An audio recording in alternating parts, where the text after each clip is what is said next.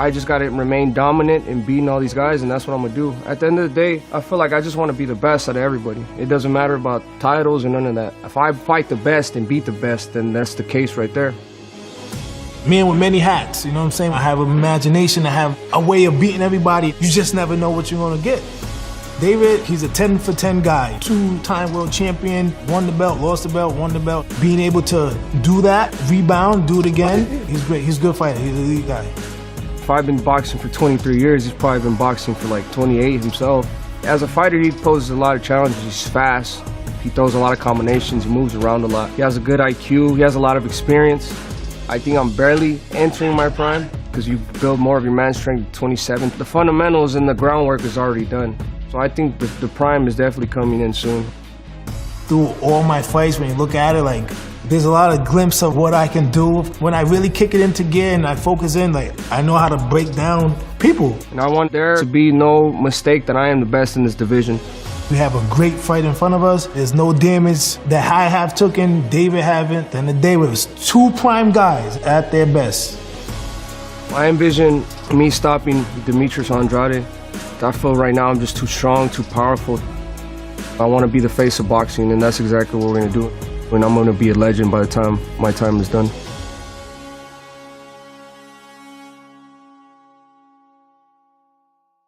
Welcome, welcome, welcome inside our Jersey City studios. This is the prelims on Showtime Boxing Countdown. We'll be your host today for the program. My name is Luke Thomas. This, of course, is the unofficial mayor of Philadelphia, Pennsylvania, my friend and yours, Stephen Breadman Edwards. And, of course, we've got 2 fights for you guys today on the prelim card. And we're going to get ready for, it is finally here, Breadman.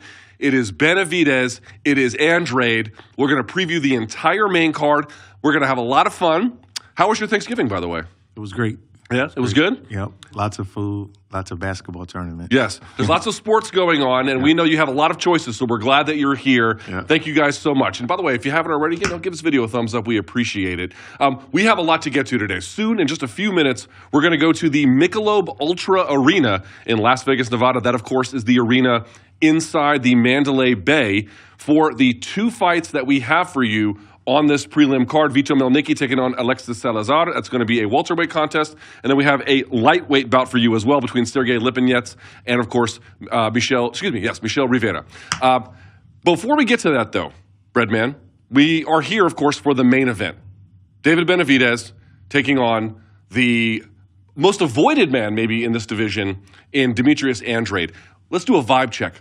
Level of enthusiasm for what kind of fight we might get in that main event tonight. I actually am excited about this fight. I don't know, why people would think it wouldn't be an exciting fight. Nobody wants to give up their O.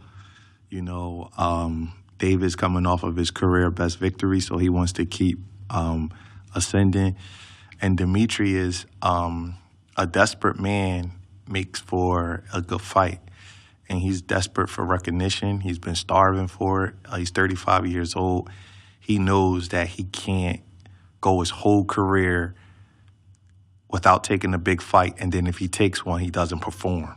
So I expect to see the best Demetrius Andrade that we've ever seen, because he just, so much pressure is on him to perform in this fight. So I actually think he's going to perform really well and give a good account of himself, because if he goes in his fights, could you imagine if he goes his whole career without ever facing a world champion and goes in here and gets blown out in 2 or 3 rounds? His whole legacy will be destroyed. So he's an intelligent guy. I think he understands that. So I expect a really good fight. Yeah, we were talking about this off air before the show. Demetrius Andrade, a really weird career, right? 2-weight world champion, has yet to actually fight a world champion. This will be his first one, the 26-year-old David Benavidez. Better late than never, I say, right? Yes. Good we finally got here. Yeah, but that could be the issue in the fight, like never being up under the gun versus a guy at that level. We got to see how he responds to that. There's a lot of unknown variables when it comes down to Andrade. And you're familiar with David Benavidez. You're familiar with a lot of these guys because you have been on the other side, yes, fighting them as one of their coaches. Let's set the table here if we can, though, very quickly. As I mentioned, we've got 2 fights for you for free. You can join us. We'll have the fights. It'll be a great time. The main card for Showtime tonight, this Benavidez Andrade card, is going to kick off at 8 p.m. in the East. And you might be asking, how can I purchase this? Very simply, you can go to Showtime.com/PPV. You can do that right now. That's going to be the place to go to. Or, of course, if you're in Vegas, I suppose you can go down to the Michelob Ultra Arena over there. We'll have 4 fights for you there, as I mentioned before. By the way, we haven't even talked about this. We have talked about Jamal Charlo back in action against the other David Benavidez brother. A ton of questions heading into that one, is there not? Yes, there is. We have to see if Jose Benavidez Jr. can carry the weight. You know, he started out his career, I believe, at 140 pounds, and then he went to 147, and then I just saw he fought Danny Garcia at 154. You know, so this fight is at, you know, there's weight issues with the, you know, it's supposed to be at 163-pound catch weight, now it's 166. So we just have to see, you know, whether he'll have the physicality at this weight, you know, and then we have to see Jamal, you know, overcome his personal issues and, you know, also see if he has any ring rust that's accumulated for not fighting for 2.5 years. And, of course, as I mentioned before, 4 fights on the main card. Hector Luis Garcia is going to take on Lamont Roach. That'll be for the WBA super featherweight title. But the one that has the streets talking, Subriel Matias taking on, and I'm going to pronounce this incorrectly, so please forgive me, Shojahan Ergashev. This is the one that's got everyone on the forums hot under the collar. You like this one as well, do you not? Yeah, that's going to be a great fight. That's going to be a really good fight. When you see guys that kind of have that puncher-first mentality, that's also starving for recognition. Fighters fight harder when they have more to prove. So I expect that to be a good fight also. They're doing the ring announcements right now for the Vito Mielnicki Jr., Alexis Salazar. What do you know about Alexis Salazar? Vito Mielnicki, kind of like a PBC staple here. We've covered his fights a few times, but you have some insight on his opponent tonight. Salazar, he's a Freddie Roach trained fighter. You can see both corners are star-studded. You got Ronnie Shields in one corner, and you have Freddie Roach in the other corner. But when I was studying film of Carlos Adames, I noticed that one of his PBC opponents was Salazar, and he actually did pretty good. He can box. He has some agility. He has some skills. He's not the biggest and strongest guy in the world, but he's not a from what I saw against Adames, he knows how to handle himself. I don't think Freddie Roach would train a guy, you know, that's going to be a turkey sandwich and come in there and lay down, you know. So if he's taking this, he's a Hall of Fame trainer, so if he's taking his time out to make the trips and get a guy in shape in camp, you can always tell if a guy's going to, you know, give a good account of himself or at least try hard, because a world-class trainer who's made some money and has some accolades, they're just not going to just train anybody and put their stamp on that. You can see both of these guys got A-level trainers in their corner. So I expect Salazar. I don't think he'll win the fight, but I definitely think that he won't go in there to lay down. Both fights on the preliminary card today. This contest and the next one, they're both scheduled for 10 rounds. We shall see if it actually ends up going that far. And as you can see now, the boxers are getting their final instructions from the referee. I got to tell you, Ronnie Shields, as credentialed a trainer as they come, Breadman, but a lot of turnover in the Mielnicki camp, right? He seems to have a lot of different trainers over the course of what is still a pretty young career. Yeah, he's trained in our area. He's from the north part of Jersey, and we're in Philly, so he's come down to Philly for sparring. So I knew one of his trainers, Dwight Fleming, and another guy, Muhammad. And then I also know he trained with Chino Rivas, who trains Tevin Farmer. You know, so now he's with Ronnie Shields. So, and I know he was also with Joe Goosen. So let's see how, you know, see how he's acclimated to Ronnie's style. As you can see, Salazar in the black trunks, Mielnicki in the black and, I would say, neon green trunks. Also, if you look at their records, Salazar, I would say fair degree of more experience, almost double, basically, what Mielnicki has. So we'll see if he can bring that to bear here tonight. More importantly, he's been in tough. Right. Salazar's been in tough, so that means a lot. You know, once you've been there before, you know, you don't freeze up in the moment because you're more acclimated to it.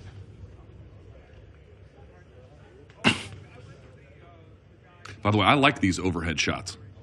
They're something of a point of controversy among the fans, but you can count me as a guy who likes them. You can just get a much better sense of positioning over these overhead shots. Big swing there from Salazar. It misses. Vito looks real sharp, and he looks powerful. I can remember he started out as a 47-pounder, so he's growing into 154 pounds pretty good. His body looks really strong and snappy. 10-round welterweight bout here tonight.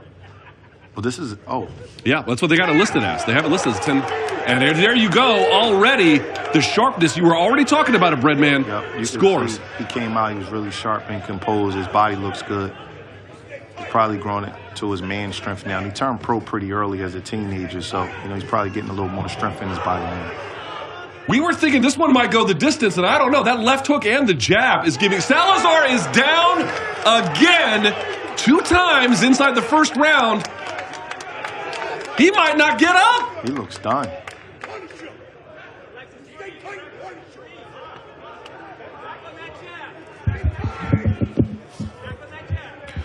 Salazar's body language doesn't look good. He's like kind of cowering at this moment. I'm really shocked to see this because when he fought Carlos Adames, he gave a much better account of himself. Oof. Salazar firing back wildly, but they are scoring. Oh, and another right hand sits Salazar down. Vito Mielnicki, first round stoppage. What an emphatic, authoritative win, if I do say so myself. You were saying it off the go. He looked sharp, he looked physical, great accuracy, great shot selection, got the job done. Yes, he did. That was pleasantly surprising, but I could see when he came out that his body looked good and he looked really, really snappy. And Salazar, he was trying to fight, but he just didn't have, seemed like he had a good game plan. He never really got his jab flowing, and he just he didn't put up a lot of resistance tonight. But props to Vito and Ronnie Shields. That's a good performance for their first fight together. What would you have liked to have seen Salazar do once he got hurt? And we can see the replay here. Mielnicki misses, but comes back with the left hook.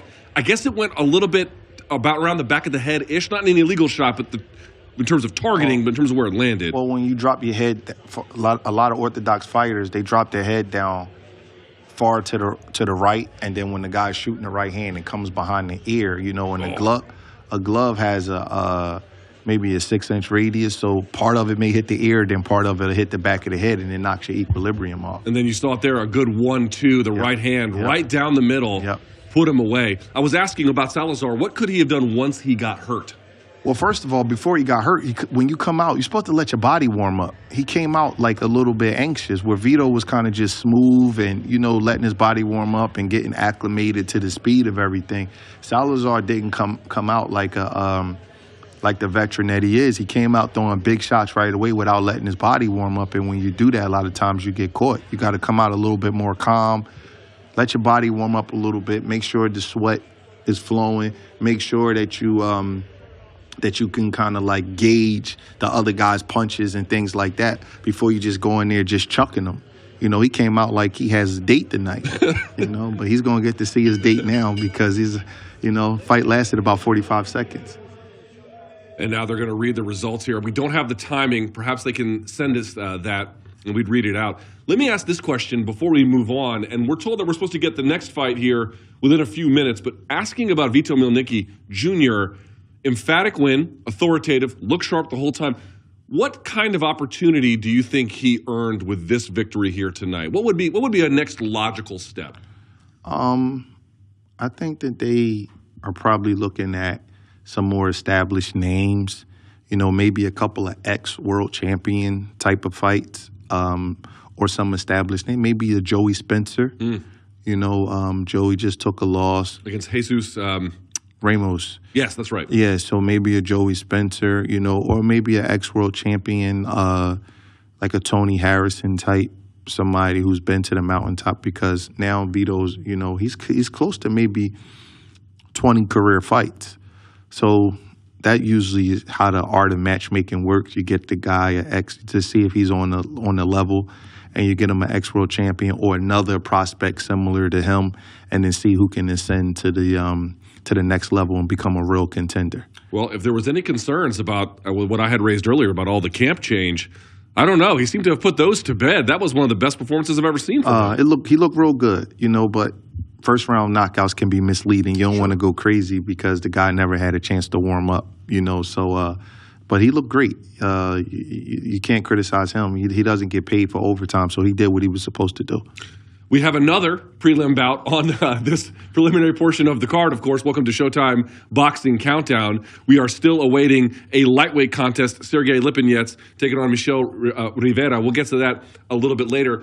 When that fight gets going, we'll turn to it. But for the moment, let's talk about the fight that we're here for. It's that one. David Benavidez taking on Demetrius Andrade for the interim WBC super middleweight title. Now, it's believed their winner will get Canelo. I do want to talk about that a little bit later. But Benavidez is coming off of the win over Caleb Plant. Caleb Plant is a gentleman who, of course, you were cornering him for that contest. Tell me what you learned about David Benavidez on that night.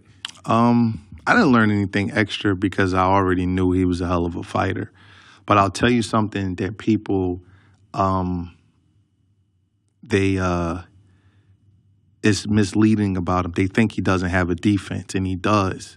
You know, I'm not a big statistical guy in boxing, but his plus minus as far as landed punches against him and the punches he land is like one of the best in boxing. But I equate defense with the style that you fight. And when you're that much of an aggressive fighter and your plus minus is still that good, then that shows that you do have good defense. It's just because it's not like slick and flashy and he's like making a bunch of moves and he's not like boxing making a guy come to him. People don't really equate that with good defense, but his defense is not bad. It's not like the best in the world. I'm not saying he has like Floyd Mayweather level defense, but if you notice something about him, he doesn't really get hit out of position. What I mean by that is like he's not like falling all over himself and he gets hit out of position with shots that can really hurt you. He also doesn't get hit with shots that he doesn't see. He has time to brace for him. So he's catching a lot of punches on his hands and gloves and arms. So it looks like a lot of the shots are getting through. But he has pretty good defense. It's not bad. He's very reactive, and he never gets hit with shots that he doesn't see. And the shots that you don't see are the shots that hurt you. And I was watching him close against Caleb. His eyes was on him the whole time, and his hands was up. He has hands-up defense. So to hit him, you got to go through his gloves. You have to go through his arms. And he's catching, and he has the ability to brace himself for a lot of punches. So I actually think that David is a solid defensive fighter. I wouldn't call him a great defensive fighter, but I don't believe the notion that he has like this poor defense and he's like, you can just hit him with anything you want to hit him with, because you can hit him, but you can't hit him super clean. You know, I do think though he's susceptible to the body punches because of how he's built. He's built kind of, he's a big target. He can't help his height. So when he's walking to you, you can hit him with body shots. So that's the one area you can get shots through to him on. Some of the internet, for whatever that is worth, some of the internet scouting on David Benavidez, a lot of the scouts note that he gets square with his opponent. He'll walk into them square, which makes him obviously a much more vulnerable target. To what extent does, I mean, you're giving me the defensive sort of a claim here. How does he get away with getting square all the time? Because he lets his hands go. You know, he's firing on you. So it doesn't really matter? Yeah, it does matter. It does matter because you can hit him because it's a big square target. But the problem is that he's firing on you. He's like walking to you to hurt you. So in your mind, the target looks good, but you got to realize that something's coming back. You know what I mean? He's walking to you and he's firing. And he's relentless. You know, he does make some technical mistakes, but he makes up for it with his attitude and with his viciousness. And he's mean. He's a mean human being, and that does matter.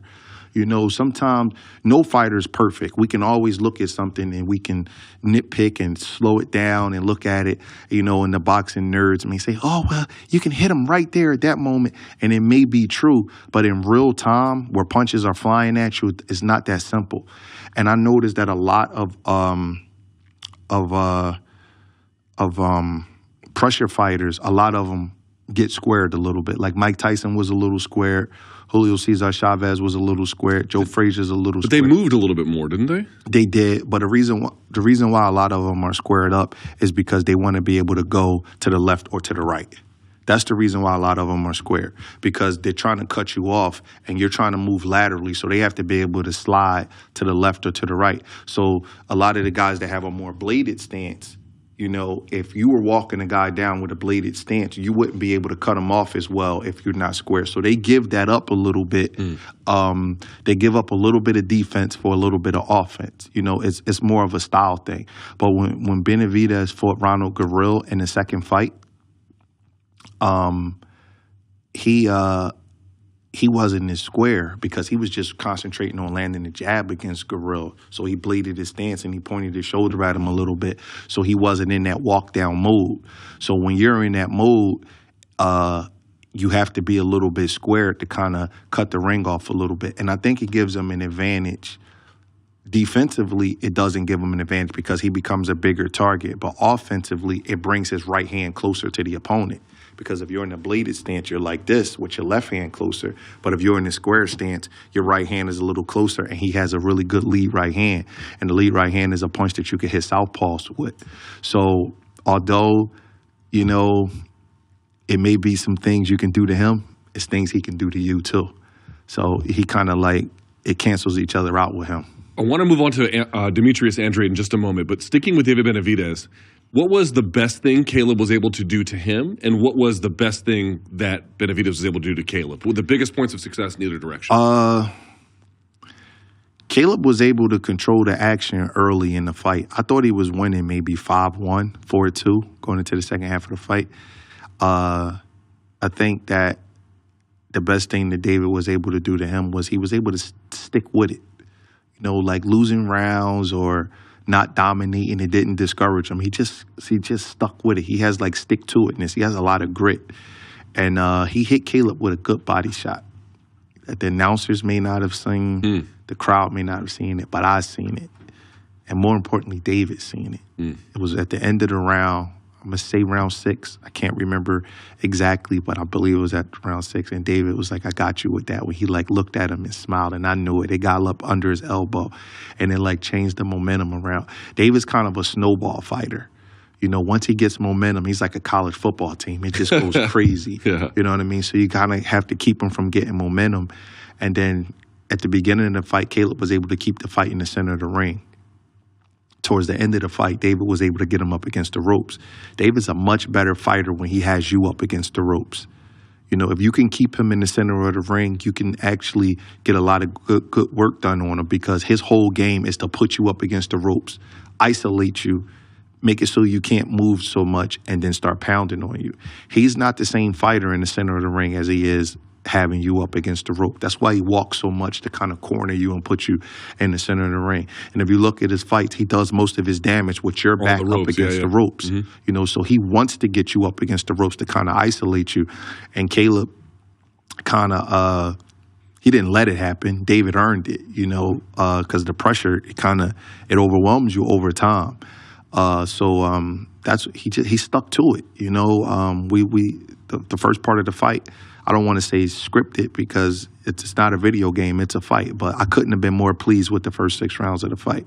But he just sticks with you. He just sticks with you, sticks with you, and then he waits for his moment. And once he gets it, he doesn't relinquish it. He keeps the momentum. And even the judges, like, they scored all of the second half of the fight for David. He may or may not have won every round in the second half of the fight. There was a couple rounds in there that Caleb may have squeaked out. But the thing is that the momentum and everybody's going crazy with the red flag, it just kind of has a carryover effect of what you think you're watching. I had been to many Canelo fights. And that fight against Caleb was the first time I'd seen Benavidez compete in person. And I was shocked at how responsive the Mexican fan base was to him. Yes. He has them in the palm of his hand, which I did not realize it would be as strong as it was. You could feel the vibrations when he fights. You literally, like, you can feel the vibrations in your body with everybody screaming. And his style, you know, like, he's bringing it, so he's giving them everything they want, and it just goes up and up. And judges are human beings. They feel that. And it's hard to get around against them once he gets in that mood. You got to kind of, like, keep the it's weird because you got to kind of keep the violence down with David. You know, like, because once it gets into that mode, it's like a snowball effect. That's the only other word I can describe it. Like, it just gets bigger and bigger, and it's downhill, and the crowds go crazy over every punch, and he feeds off of that. And even when you're getting good work done, you don't really get credit for it because all they see is the fast flurries and the red gloves and all of the, you know what I mean? Everything. It's like, it's a lot, you know what I mean? And he knows it. The crowd knows it. The judges know it. And more importantly, the opponent knows it and they feel it, you know, and it's hard to overcome, especially right now when he's in his prime and he's so big and he's so 26, just 26. and he's a big kid. You know, as long as he can keep making 168, he has it's not just the muscles, because he's not like body beautiful, but the physicality of a man that big, that really is a 230 or 40 pound man and able to shrink down in weight, it's hard for these 168 pounders to deal with it. We're going to come back to that because I do wonder also if Benavidez has a future at 175. We'll put a pin in that conversation in return. We're going to go now to our second preliminary fight on this card. Bit of a correction. I had previously said that the bout between Lipinets and Rivera was a lightweight bout. That is not true. It is a 10-round super lightweight bout. Apologies for the error. Sergey Lipinets, 17-2-1 with 13 KOs. Rivera, 24-1 with 14 KOs. But I got to tell you, that loss that Rivera had to Frank Martin, quite decisive as well, was it not? I wonder how he's going to rebound off of something like that. But Lipinets is not Frank Martin. They have completely different styles. Yeah, he was really dominated by Martin. And after the fight, he had trouble making weight. He had PED issues. So we don't really know how he's going to look, you know, at 140 pounds. Lipinets is a gutsy fighter. I got a lot of respect for Lipinets. Yeah, he's been in the trenches, has he not? Yes. Listen, this he's a man. Because he's a smaller guy, man, and he fought Boots Ennis, and Ennis put a beating on him, man, and he fought to the very last breath, you know, and trust me, you don't want to be a smaller guy letting Boots Ennis beat on you, man. And he did good for himself in that fight. All right, even though he didn't win. As we mentioned, a 10-round super lightweight bout. 10 rounds scheduled anyway. I guess we'll see how far it goes. Lipinets in the blue and yellow, so a little bit of green there, and the white trunks for Rivera, who looks like Muhammad Ali quite intentionally. Mm-hmm. Mm-hmm.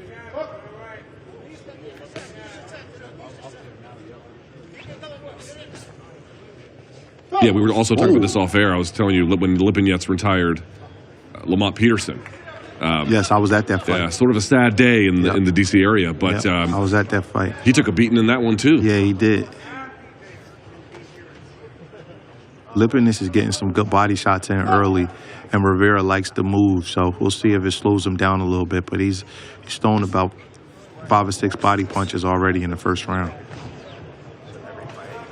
From your recollection and tape study, what does Michel Rivera do well? I like him. He has a good set of legs. He has good conditioning. Again, I think he just couldn't figure out Frank Martin's southpaw stance, and Frank Martin kind of mixed it up a little bit. Sometimes he was attacking, sometimes he was letting Rivera lead, and I think it threw him off a little bit. With Lipinets, it's not a matter of figuring him out. He's just going to have to, you know, he's going to have to control the distance and use his jab and not let Lipinets just walk him over, because Lipinets fights one way, he brings it. So he's not going to have to figure that out too much. Bit of a production note for all the folks watching this right now. You might note we don't have the actual round timer on the screen. I'm told they're working on that, but we don't have it at the present moment. Apologies for that, but we'll do our best to give you as accurate coverage as we can.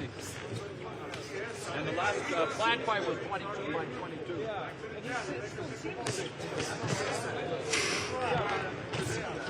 Lipinets looks a little bit slow on the draw right now. Maybe he's just trying to warm up, but he looks a little bit slower than what I'm used to him being.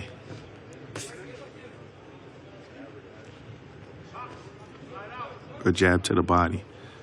Referee should warn Lipinets, though. He's hit Rivera in the back of the head about 3 or 4 times, and I don't know if Rivera's dropped his head so much. Lipinets is just looping his shot and hit them on the back of his head. You see right there, he's like looping it over. Yeah, good call. Referee should say something about that's a dangerous area to hit a guy.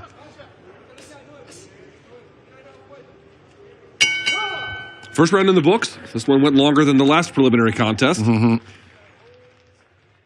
What did you like from both guys in that round? Oh, it was more of a filling out round. If I had to pick one, I probably would give the edge to Lipinets, but it was more of a filling out round. But rounds like that are interesting because boxing fans, for some reason, rounds that a lot of stuff doesn't happen, they don't score them. Those rounds get scored also. So this round right here could be pivotal, and who's winning the fight. Because, like, get into the 9th or 10th round, and then somebody has momentum and they win their rounds big by a more noticeable margin, then you kind of give that guy the round. But you forgot to score the first round. There's a winner of this round. You know, even though not a lot happened, it doesn't mean that it's not a winner of the round. It's just not decisive. You got it. So it could be an even round. I probably would have gave it to Lipinets. I don't know what the punch stats are, but the judges don't have punch stats either. But I noticed that with fights, a lot of people, like, they don't score the uneventful rounds. And I'm like, well, that's a mistake, because the scorecards have to get turned in after each individual round. Yeah, being a judge, I'm not one of these guys who thinks that the judges are above criticism. I think that there's a lot of problems with judging. At the same time, you can also acknowledge it's not an easy practice. No, it's not. It's not. It's not. It's not at all. And they're watching it from a different angle than we're seeing it on TV. They're influenced differently. It's not an easy job at all. Lipinets, Breadman, he is able to get Rivera's back to the ropes relatively easily. He warns Rivera about the low blow. Rivera's moving good this round. Thing about Lipinets is that he's loading up on his punches a little bit too much. He should take something off of him just to land good, clean shots. See, Rivera just complained about the back of the head shots. There's a warning. Just got a warning, but he's done it already about 4 or 5 times.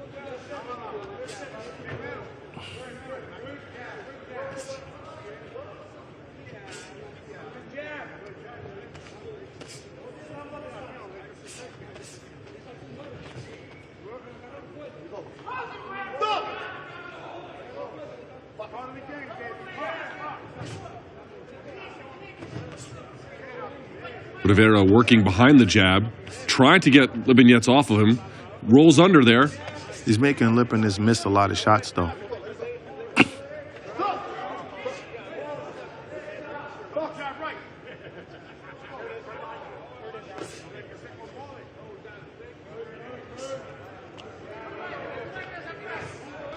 Oof, great left hook there from Rivera.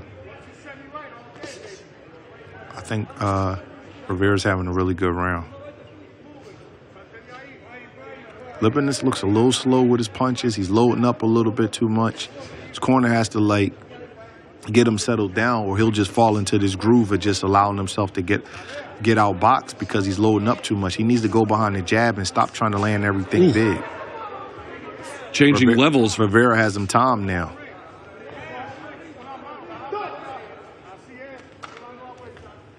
Yeah, a significantly better round here. For Rivera.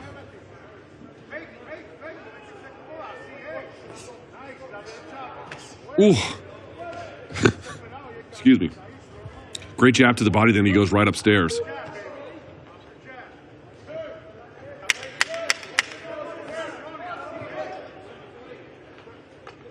Yeah, he's starting to land and then move right after it. Now he's putting combinations together. Yep. Now he's feeling comfortable.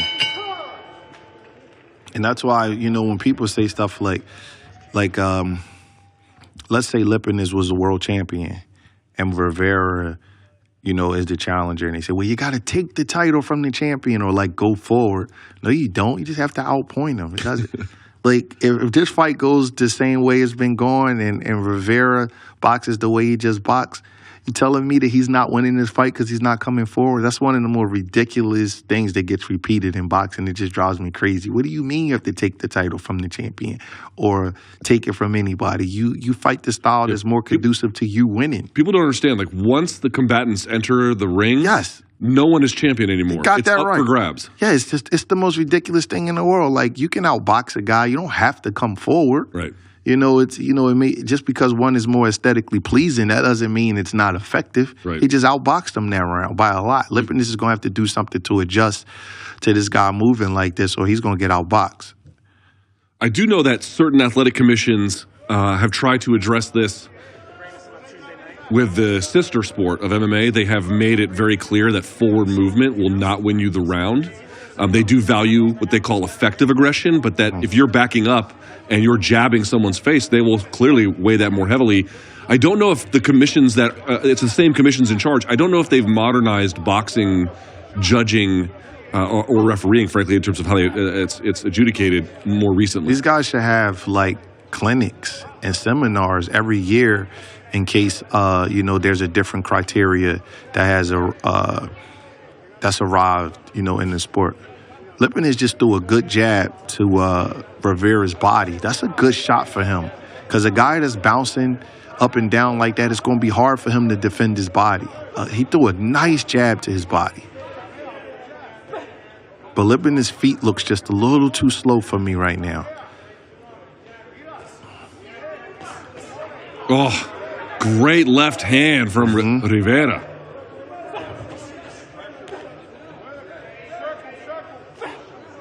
It also looks like, obviously he's getting crowded at times, but in general, Rivera has a much better sense of what his appropriate distance is at this time.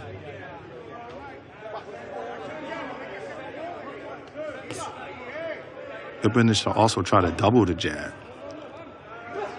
He's taking one big step, and if he misses,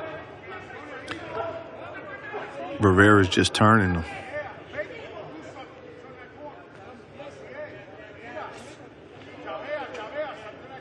I'm noticing that Rivera's only going clockwise. Here he is. As soon as I say that, he now changes. But in general, up to this point, he's been typically going clockwise. Would you, obviously, if it's working, why change it? But do you like it more when there's a I think that multi-directional? A right-handed fighter who bounces the way he does is going to go to his left about 80 or 90% of the time. He patterns himself after Muhammad Ali, and if you watch Muhammad Ali, he constantly circled to his left. It's just the way the human body is. If you're a right-handed fighter and you're bouncing on your toes and trying to punch, it's extremely difficult to move to your right and do that. Very, very difficult. You can bounce that way just to kind of shake the guy up a little bit, but for the most part, you're going to go to your left because the way your lead hand is set up is going to be really, really hard. He just did a really good job of doing his sliding, but he's the uppercut. Yep. But he's going to come back to his left eventually because it's just much more comfortable. Lipinets should be working right there. He's going to tie him up, take him to the center of the ring, and do it all over again. Round's about to be over.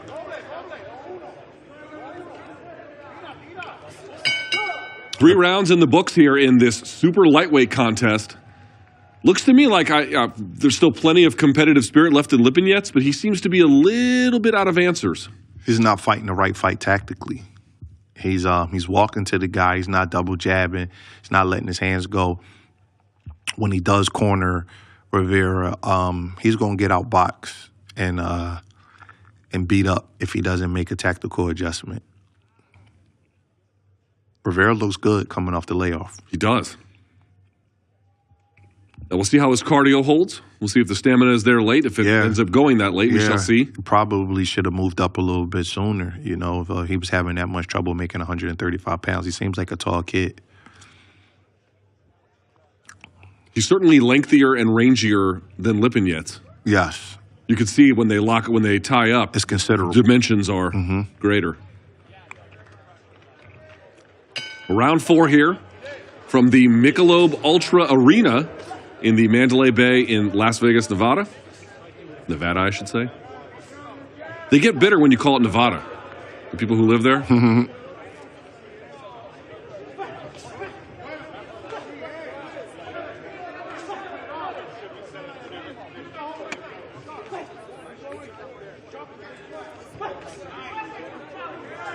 Lipinets looks really, really slow.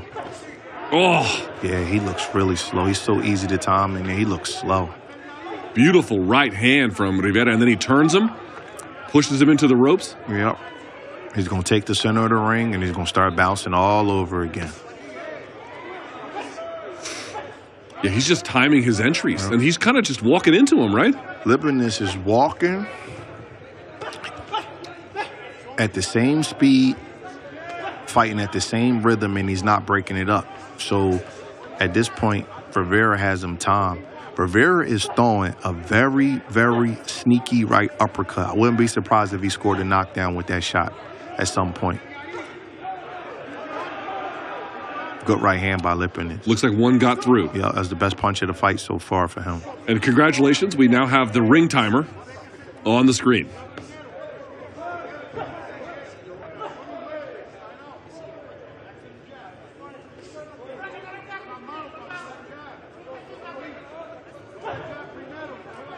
Yeah, these big giant steps from Lipinets. He's just tactically just fighting an awful fight, man. It either lets Rivera escape or counter, and either way it's bad for him. And you can see the punches coming a mile away. He's not fainting. That's why he's getting picked apart so much. And the biggest mistake he's making, he's the shorter guy with the shorter reach, and he's punching from too far out. He's loading up from far out, and Rivera can see everything. If he brought his feet with him and got a little bit closer, then Rivera wouldn't have so much time to avoid the punches because they're coming from a closer distance. But he's throwing big shots from really, really far out, and Rivera can just see it, and he's just making a miss and just right there. And it's single shots too, right? Yes. He's not throwing a combination. Well, that's all you can throw when you're loading up from that far away. Right. That's the issue. Right. If he brought him, if he got a little bit closer to him and brought his feet a little closer to him, he could run off a 2-3 punch combination. But when you're punching that big from that far out, it's only going to be one big shot. Again, he just missed another big right hand. Even his jab, you can see it a mile away.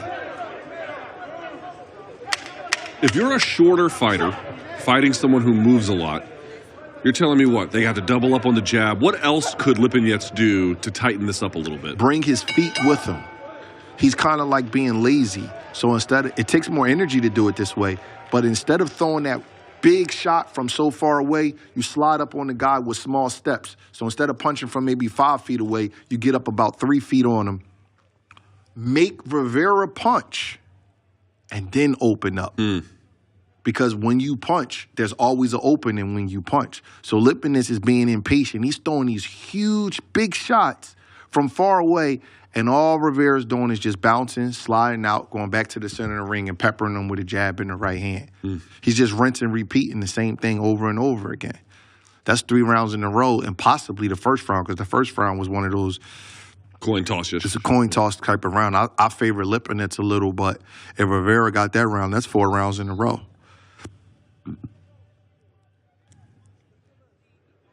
We have 4 rounds in the books. Here comes round 5. And he's not really carrying Rivera fast either. Like, Rivera is moving, but he's moving at a comfortable pace. It's not a frenetic pace that he can't. You know, he can box like this all night because he's having so much success. Right, it's not duress. You got it. It's smooth. You got it. Where David is coming, and he's putting you under mental pressure. Good shot. Great jab from Rivera. He switched southpaw right there. Yep. You know, and this is not condoned, but Lipinets might want to get a little dirty to slow this guy down. Fight in the clinches. You know, not so much illegal tactics, but more like rough tactics. Hitting in the clinches, banging the arms, banging the hips. He got to do something to turn the course of this fight around.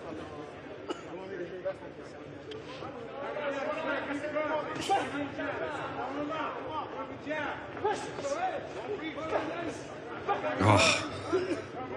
Just looks to me, not quite, but that everything Lipinets throws, Rivera's seeing. You can see it a mile away. Uppercut just got through. He's good on changing the timing, too. Good right hand. Listen, Lipinets is acting like those punches aren't bothering him, but all punches hurt. Eventually, he's going to start getting to him. You can't just walk in there and just keep getting beat on like that. I got to say, now they're starting to accumulate. Yep. Now he's starting to get, this is turning into target practice. Yep. It's like dropping water on concrete. Eventually, you'll crack it. See that uppercut again? Beautiful uppercut from Rivera. And let me tell you something else. Rivera's getting more comfortable now. He's getting a little bit more flat-footed, and he's digging into his shots a little bit more.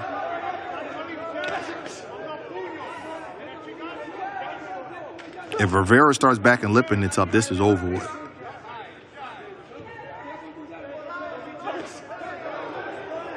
Coming right over the top of Lipinets' shots there. And guess what? Lipinets is expecting the shot to come over the top, and eventually he's going to bring that same shot up underneath. And he's not going to see it. See it? Right. Oh! Huge left hook. Lipinets ate it. Lipinets has a good chin, but man, you don't want to display it all the time. It looks to me, if I can just sort of tell from body language, looks a little frustrated. Those shots are starting to have an effect. They're not like concussing them and buzzing them all around the ring, but they're going to start adding up. See that uppercut again? Yes, and he's not seeing it because he's bending his head down trying to brace for the shot over the top, and Rivera's doing a good job of hiding it and shooting the uppercut. Again, Redman, would Lipinets benefit from like faking or feinting at all as well? He hasn't fainted at all. We're halfway through this fight. I haven't seen one. Poor tactical fight. He hasn't fainted at all.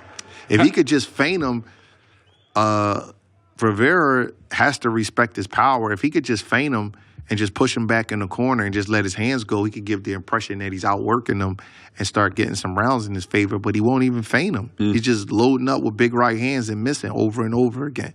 He's fighting a very, very poor fight. I mean, we don't really know what happened in his training camp or what's happening in his personal life. Is there any way to know what we could attribute this kind of plan to? He could be declining. Yeah. You know, it happens. You know, this might not be the same guy who beat Lamont Peterson 4 years ago. You know, it might not be the same guy who fought Mikey Garcia and gave him a good fight. He was a pound-for-pound guy, you know. Tom is undefeated. He could just be declining. I don't know anything about his camp. You know, from everything I hear, he's a really hard worker, but he could just be a declining fighter. We are halfway done with this super lightweight contest. Round 6 here, kicking off.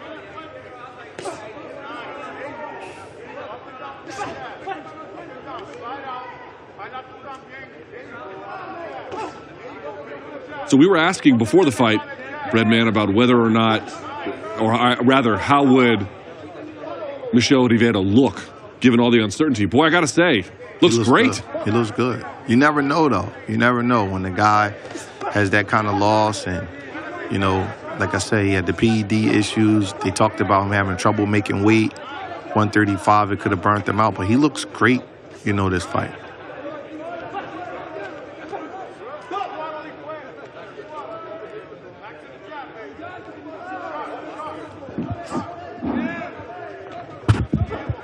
Still coming forward. Not much of a change tactically from what we've seen up to this point. Guys just using the whole ring. That's a little bit better from Lipinets. Good shot. Very good shot. Very good shot. Oh, but now they're trading. But it did look like Lipinets got about a 2 or 3 punch combo in there. Yeah, a big one for it. He did. He's not, Rivera's not tying him up for no reason. He's tying him up because he was a little buzzed. The referee's taking too long, though. He's stopping Lipinets' momentum. Lipinets been getting outboxed for 5 rounds, and he finally lands the big shots, and he want to get a guy a lecture. Just break him and let him get back to work. Talk to him in between rounds. You can tell there's a difference in Rivera's body language. Maybe Lipinets can capitalize on it. Lipinets is a pretty strong puncher.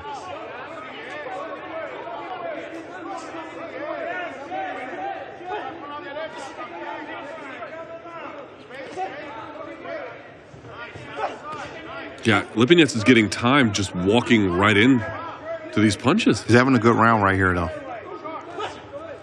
Good jab. See, rounds like this is what separates good fighters from great fighters. If Rivera loses this round, and good shot. Rivera loses this round, right? The next round, guys who go to the next level, they take control of that round. They don't let a guy like Lipinets back into the fight and let him build up his momentum. Good shot by Rivera. He's doing exactly what I said. You can't let this guy who you've been dominating get back into the fight and change the momentum. And then you'll see a guy in a fight like this, and then he'll have like a controversial decision or something like that. You're supposed to it's not the worst thing in the world to lose a round, but you don't want to let this Lipinets get 2 rounds in a row like this and kind of build his momentum up and get himself back in the fight, because his confidence and everything will change and your body language will show. And the judges, again, they're human beings. They'll start scoring those same rounds against you that you were winning earlier. It's really important for Rivera in this next round to take control of the fight the way he had before. Because if he doesn't, the one thing about Lipin is he does not lack heart and he doesn't lack experience. He's going to feed off of that down the stretch, and he'll be a tough fight for him down the stretch if he doesn't take control of this next round right here. However, if you were in the corner of Lipinets, how would you tell him to capitalize on perhaps a bit of a better performance in that last frame? I would tell him we have to win this next round. I'll be honest with him. I'll say, you don't win the next round, you're gonna lose the decision. Come out, hands up, stay in a boxing stance. If you look at him real carefully, Luke, he's walking foot over foot like you walk down the street instead of staying in a boxing stance. If you stay in a boxing stance, you can get off a split second quicker because you're already in your stance. The way he's fighting is he's walking. It's a little bit better. Yep. Do you see his body language? You know why his body language looks like that and he's fighting so hard? Because he just won the last round, in my opinion. He feels like he's in the fight. That's why you can't let a guy get confidence. It's really important to try to dominate as much as you can against a certain level of guy, because you're going to give him confidence. Rivera has to take charge this round right here, or you're going to have a tough fight on his hands down the stretch, because Lipinets does have championship pedigree. He was a world champion. Good combination by Rivera.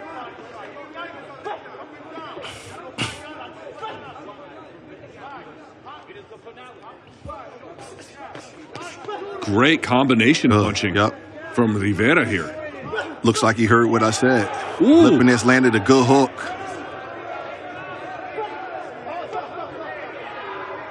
A lot of these shots are wild and undisciplined, though. This is like the second or third warning from the referee. Yep. He's definitely throwing a chopping right hand behind the head.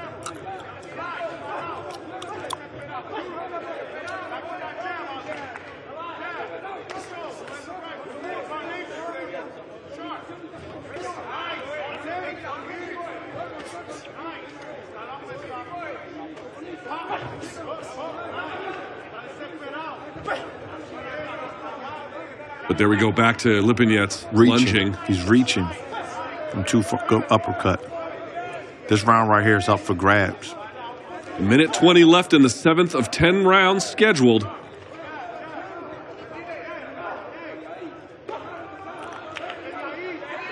He's got to get off the corner. Lipinets should try to land a left hook a little bit more, because Rivera has his right hand, Tom.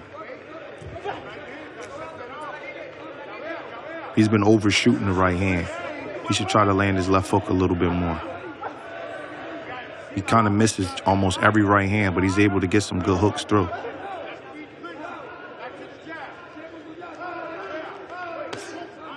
A spirited contest here in the 7th round in this super lightweight contest. All because of that last round, he let Lipinets get a little bit of momentum.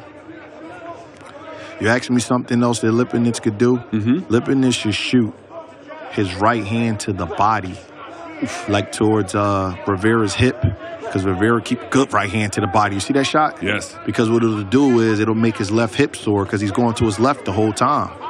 It'll make his left hip sore, and it'll make him go back to the right side. You understand what I'm saying? Looks like you may have thrown one just now. Yep, and it'll kind of like isolate him a little bit and keep him in front of him. He should throw a right hand to the body, a looping right hand right to his hip. Seemed like he heard me, because that's about the second one that he threw. Because you're right, Rivera goes to the left every time. Or mostly every time. 7th round in the books. We have 3 left here in this super lightweight contest. I got to tell you, I thought Rivera was walking away with it, but it has become more interesting here. Boxing a better round than the last one for Rivera, but still not. Lipinets is not completely out of it. That was a swing round right there. But if we look at the judges' cards individually, I'm sure the scorecards are going to be all over the place for the 7th round. Let's make note of that, because that's the kind of round, that's the swing round. It's hard to tell who won that round. Rivera did have a better round than he had in the 6th, but Lipinets also had a good round. But a lot of times rounds have a carryover effect. So the judges may have seen Lipinets have a good round in the 6th round. They say, okay, he had another good round in the 7th round. And they may have disregarded that Rivera actually performed a little bit better that round. You know, so the fight could be getting a little bit, it could be getting a little close now. Round 8 kicks off here.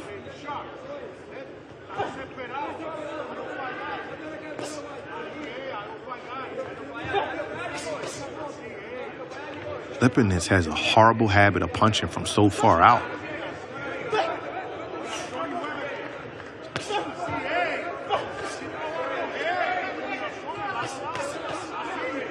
So far, 30 seconds in, Benavidez having a great round. Yeah, he is. Yeah, he is. Rivera's pretty good at punching on the move.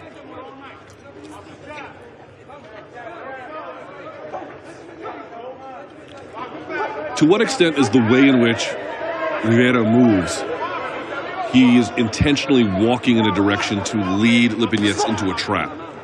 I just think that this is a style that he's comfortable with fighting. He thinks he's Ali. He has the Ali trunks. He has Ali on his trunks. He has the black and white. He has a haircut like Ali. So it's just a style that he's comfortable fighting. And Ali bounced a lot and moved in and out. Good hook by Rivera.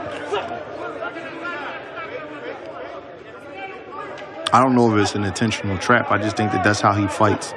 You know, a guy putting pressure on him. He bounces and he moves. But I've seen Rivera work on the inside. He's actually not a bad inside fighter. I think he's not fighting that fight because Lipinets is a strong fighter and he wants to give him some movement. Lipinets slowed down a little bit this round. He kind of put a lot into the 6th and 7th round to get back into the fight. You could tell he slowed down a little bit. See, he misses the right hand every time. Right. He just has that. Rivera has a radar on his right hand. Good. If he shoots it to the body a little bit, you won't keep overshooting it.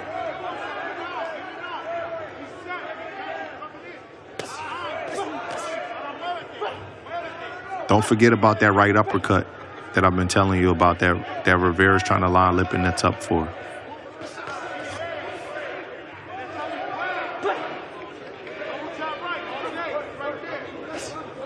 Also, Benavidez done a great job this round minimizing his amount of back exposure to the ropes.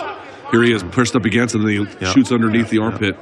He's controlling Lipinets now. He controlled him this round.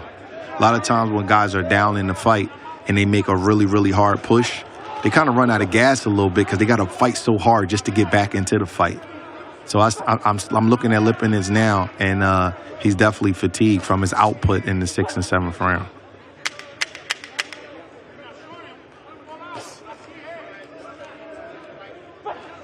Good round for Michel Rivera. 2 left. That's the end of the 8th. Schedule 10 in this super lightweight contest. I'm going to say at this point we don't know. I'm going to say at this point it's probably Rivera's fight to lose. Probably. I agree. We shall see. One never knows, but it does seem that way. And we look at the highlights here. Dig to that body. That straight right hand to the body is a good shot. And he frames off of it first before he hits him. And then does the great job clinching on the inside and gets away. Lipinets, I will say, looks a little frustrated but undeterred. And these right hands, some of those punches just missing.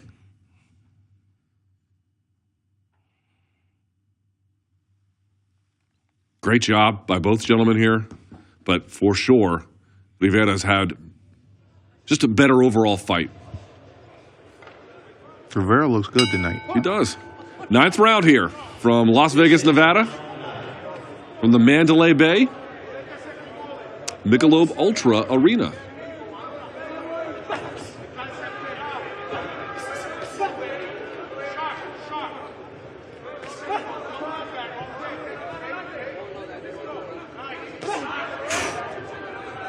Measures and fires, almost scored a nice right hand.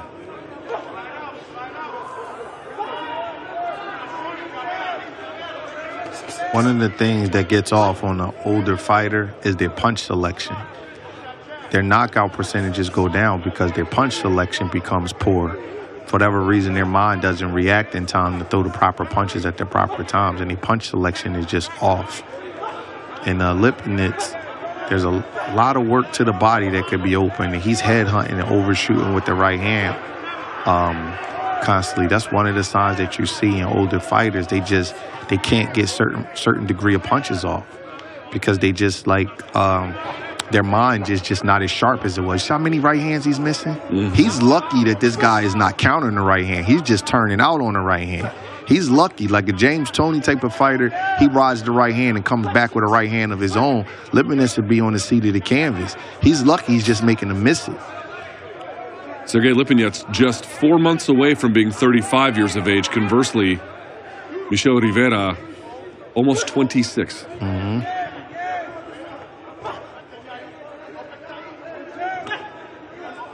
I'm impressed with Rivera's conditioning.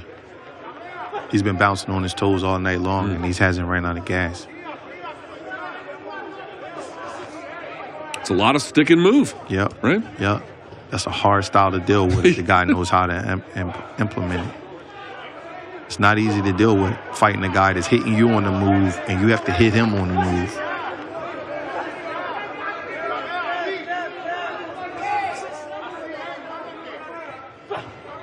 By the way, I didn't get to it at the top, but a 2-inch height advantage for Rivera, and then a almost 4-inch reach advantage. Another big right hand miss. Oh. Man, Rivera's just bouncing, literally bouncing off the ropes and ricocheting back into action. Lipinets should be throwing that right hand to the body, round and straight, right to the body. And then bring a left hook upstairs. Great left hand. Yeah, he has him tamed now. He's tamed him now.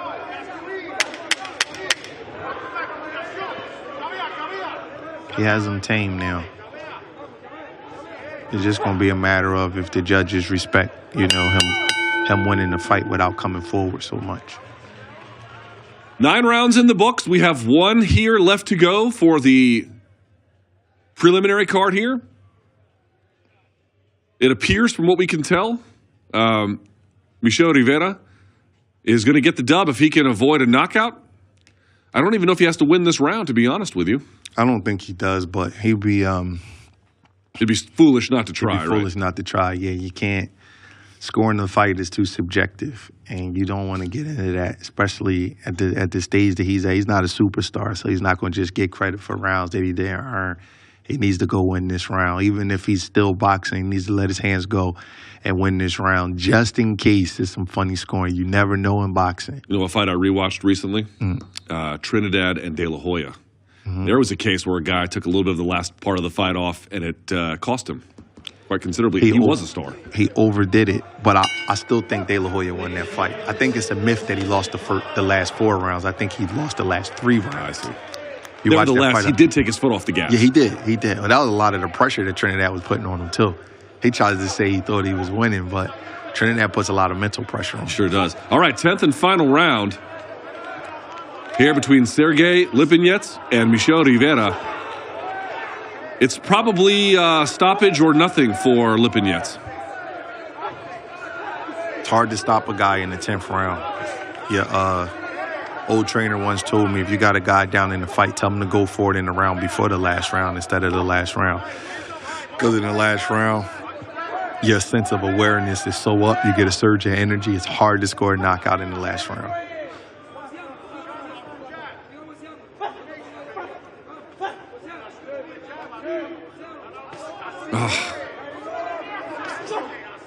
How frustrating is it to fight a guy who's not just moving, but just intercepting your movements continuously? It's one of the hardest styles to ever deal with in boxing. You just have to have tremendous legs to deal with it.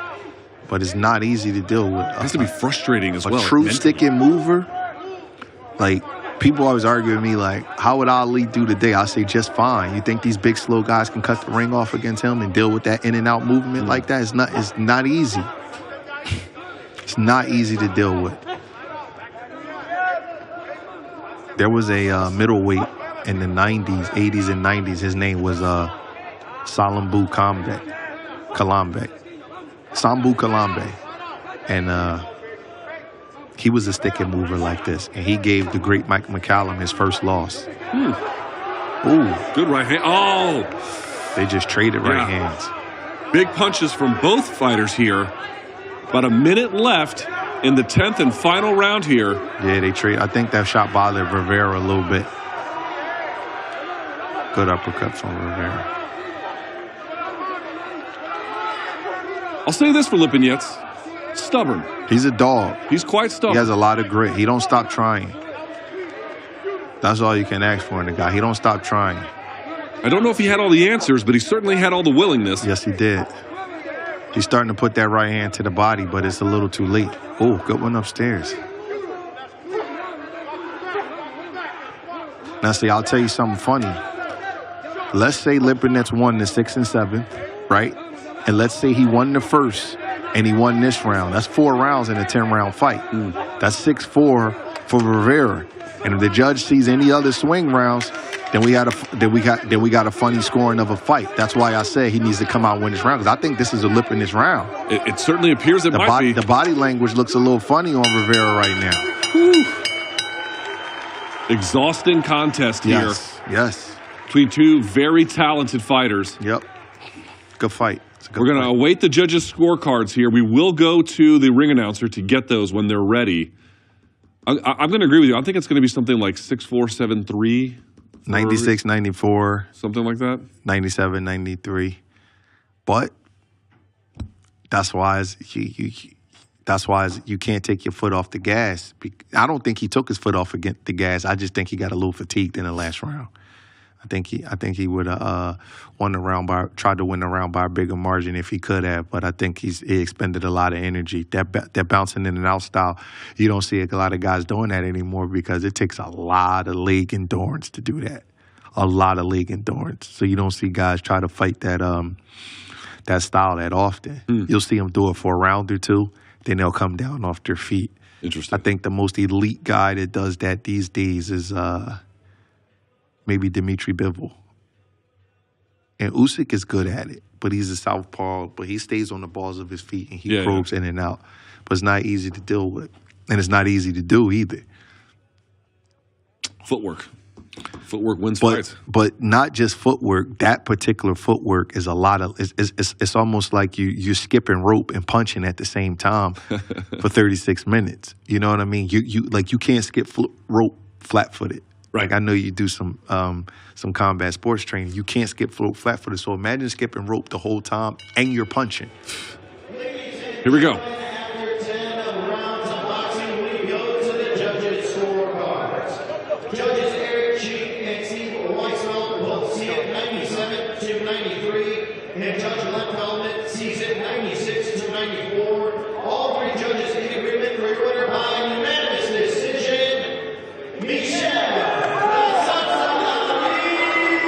That's what we got, right? Yep. There you have it. Michel Rivera, your unanimous decision winner. 2 scores of 97 to 93, as we kind of had thought, and then one of them 96-94. Steven, your overall impressions of the fight? It was a good fight. Rivera was the rightful winner. He fought a good fight. I think Lipinets showed a lot of determination and grit. Just technically, he was just like a little off. His punch selection was off. His sense of timing and distance was off. But he was able to stay in the fight because he has such a big heart and he has character and he's very durable. So he was able to stay in the fight, and get his pounded flush. But he didn't fight a good fight tactically. He fought a good fight in terms of his determination. Rivera looked good, though. I don't know if he can beat the elite guys at 140 right now, and I think that we may have seen what he is, and that's a really, really good B-side fighter to one of the elite guys at 140 pounds. That's what he might be. But he's a player in the division. He only has 1 loss, and he has a good record. And I think we'll see him back against one of the elite guys in the beginning part of next year. Let's take a moment here to reset Luke Thomas here, Stephen Breadman Edwards. You're, of course, watching the Showtime Boxing Countdown, the prelims here, getting you ready for that fight right there. David Benavidez taking on Demetrius Andrade. Let's remind everyone, of course, this prelims, what you're watching right now here on the Showtime YouTube channel. This, of course, is free. Thank you for joining us. If you want to watch the main card, which will start at 8 p.m. in the East, a 4-fight main card, 3 of which are for a title, with that as your crown jewel, you can go to Showtime.com right now, Showtime.com/PPV. You can go right now. Go purchase it. We're going to watch it here. By the way, I'm going to do a post-fight show when this is all over on the Morning Combat YouTube channel, right, which is right up there. You may get a chance to see that. I'll plug that later. That, of course, is the podcast that I do normally with Brian Campbell. Brian Campbell, by the way, will be there in Vegas tonight doing the post-fight interviews. So shouts to BC. Hope he showered today. It's always, you never know. You never know with him, right? It's just, who's to say? You guys are crazy. All right, let's talk about this. Now, before we saw the last fight, we were talking about David Benavidez. Let's turn the table a little bit here, right? Now let's talk about Demetrius Andrade. Imagine, Stephen, that I had never seen Demetrius Andrade. Describe him to me as a fighter. Very impromptu, very athletic. He defies a lot of the technical restrictions. He punches from weird angles. He throws leaping uppercuts, and he loops a lot of shots, and he avoids shots with a lot of bending and twisting. He contorts his body. But those kind of guys are really difficult. You know, an impromptu fighter is difficult because his movements are unconventional. So it takes time to acclimate to that. So he's very talented, very athletic, the southpaw. He's not like super tall. Everybody thinks he's like 6'1" or 6'2". He's really only about 5'11", but he's like long and like he just has like long legs and long arms, and he's a heck of a fighter. You know, I've been watching him for a while. It's just a shame that, you know, that the system of boxing, I'll say, because I don't know whose responsibility or fault it was that he took so long to ascend, but the system of boxing, you know, like he's never fought a world champion. We don't know so many things about him, and this guy is a 2-division champion. He's 32-0, and he was an Olympian from 2008. Just missed out on the medal round. Yeah. So just think about the Olympians or the guys from that Olympic class, right? Sean Porter, we know what he is. He's fought everybody. Danny Garcia, Deontay Wilder, Gary Russell Jr. Those are all of the guys from around that Olympic class. Even Terrence Crawford, he didn't make the Olympic team. But when I say class, like the guys that turned pro around that time. Demetrius Andrade is like, out of those guys, he was one of the more talented ones, but we still don't know what he is. Like, we don't even know who his best opponent is. So I'm so glad you brought that up, because today I was asking myself, what is Andrade's best win in terms of a name?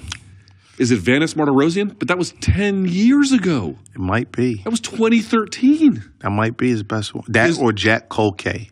Jack Kolke is a really good fighter from Germany who had the WBA regular title, and he got a split decision loss against Demetrius Andrade.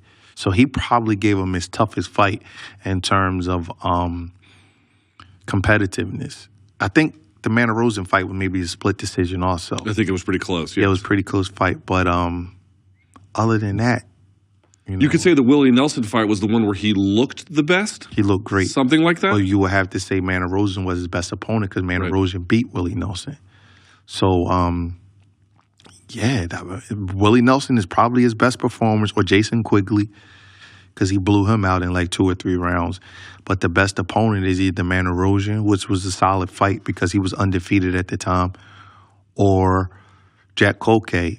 And you're looking at him. You probably never heard of Kolke.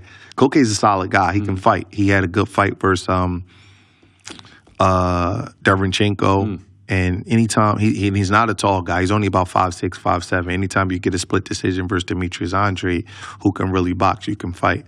But those are probably his best wins. But it's there's a big level difference in David Benavidez. So Demetrius has all the talent in the world. He has the pedigree. He has the skills. We just has to know if he has the substance to deal with a big guy like that in his prime that's going to be coming on night. I actually have no idea.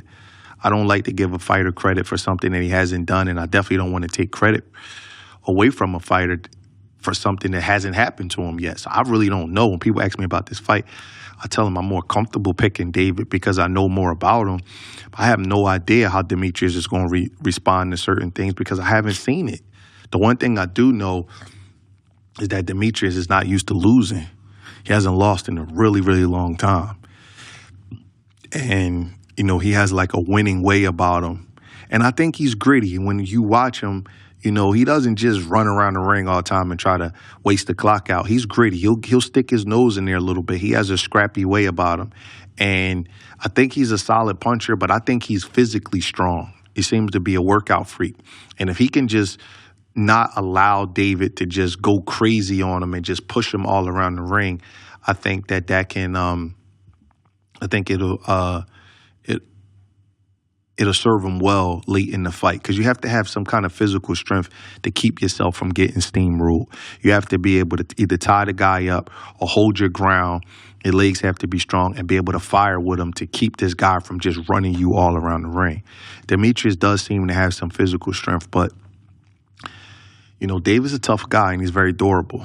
So we're gonna see. I'm excited for the fight because I've been watching Demetrius for a long time, and I've been waiting for him to get a fight like this, and he got what he wanted because he got a hell of a fighter in front of him. Benavidez should be considered on some of the pound-for-pound lists. If he didn't have the out of the ring situations where he lost his belt twice on the scale or, you know, the drug test, I think he would be on the pound-for-pound list. He's a good fighter. I will say this about David Benavidez, like I'm losing it for a drug test failure, not a PED, but a drug of recreation. Mm-hmm. I will say this. My first Showtime sports event that I covered was when Benavidez lost it on the scale. But for folks who may not remember that was the very first fight during the pandemic. And he didn't have access to the sauna. He didn't have access, or not regular access anyway. And in fact, when we interviewed him, he was like, heads up to all the fighters out there, all of the things that you guys are used to using to cut weight, you might not have. I'm not trying to excuse unprofessionalism. If you contracted to make weight, you do need to make weight. I am willing to give him a little bit of a mulligan. And plus, since then, he seems to have dialed it all in. You know, I think I give him a little bit of a leeway with that also because that was different for everybody. Like, we weren't even, like, it was like they didn't even want you in the hallway going to your own fighters' rooms. Right. It was weird. Like, the bubble was real. Yeah, like you were isolated. Yeah, you were isolated. So there's little tricks that everybody does as far as getting weight off of fighters, and they didn't even really want you doing that there. So that was kind of tough, going to the store and getting, you know, things that you got to use to cut the weight. That was tough. But I think the problem that David has is that that it happened, that he had 2 out of the ring issues. If that's been an isolated thing, then it would be like, you know what, give the guy a break. But one thing was the drug testing. So then you're not giving yourself the excuse when something happens more than once. Even though they're 2 different things, the critics and the people on the outside are going to be like, well, this guy's not disciplined. He's not this and he's not that because he did the recreational drugs and then he missed weight. So I think that's the thing. But I'll tell you something. I don't get into that, and I'll tell you why. Because for a guy to be that big and make that weight and have that kind of engine and gas tank, he has to train hard. So you as a trainer, you're never going to have me thinking that this guy, you know, is not dedicated or not disciplined or not in shape, because you have to be a freakish trainer to cut the kind of weight that he has to cut to be a 250-pound teenager. You get bigger as you get older. You know what I mean? So, and be able to be strong at 168 pounds and have the engine that he has to train like a savage. There's no way around it. You can't, that's not all just genetics. You know what I mean? It's not. He has to put the work in to do that. So my mind doesn't get clouded with criticism. You know, I look at it like, you know, he's a young guy, made some mistakes. Maybe he was around the wrong people. And maybe Obviously, he's a big guy. It's been well documented that he was kind of a large kid and he got bullied and teased and things like that. So him making weight is just not easy for him. It's difficult for him. So when those little tricks that you do to make weight gets taken away from you, it could be a possibility. It messes with the margin of error. Yes, and the margin of error is very, very, very slim. Right. And then you got, and if he's not doing those tricks to make the weight, it probably will weaken him. So he probably has to do them to make 168 pounds. So you have like your little routine and your protocol that you do, your rehydration. The first thing I do when I get to a city of a fight is to find like a Target or Walmart so I can get all the rehydration things. Because the most important part of the fight is it's more important than the weigh-in. What you rehydrate to and how you take the weight off is much more important than the weigh-in. So I could see that happening. For 100%, I could see the bubble causing that. But again, he's had 2 out of the ring. And when you lose your belt twice and you've never lost a fight, people are going to criticize you, whether it's unjust or not. And I'm not even criticizing him. I'm just saying the media and the critics, they're going to criticize you because you get one. Yeah, you get one of jail free. Yeah, you're not going to get 2. Yeah. Especially with a young career. He only has 27 fights. Let me come back to Demetrius Andrade for just a second, if I may, which my question is this, and you're like the right guy to ask this to, which is, I'm one of these guys who's much more of the belief that like either you have the skills to win or you don't, but will does matter. Stakes matter. Pressure matters as well. You said something earlier about Andrade, which is that like, he doesn't have, this would be his signature win at age 35. This would be the best win of his career. By a lot. By a lot. And if he loses, it would end up being in many ways, a career-defining fight. If you were working with a fighter like that, how would you try to help them frame in their mind what the stakes are, how to grapple with it so that propels them and it doesn't weigh them down? Man, that's a great question because if you keep talking about it, you add more pressure to them, and if you don't make them aware of it, then you kind of I wouldn't overly stress it, to be honest with you. These fighters go through a lot with social media, with the fans. They all say they turn their social media off, but they don't. They hear all the criticism. Fans have access to you. They tag you in little things. So we will put everything in. I'm the kind of guy, I go 100 miles an hour every day, though. So anybody that trains with me, they know we gonna work.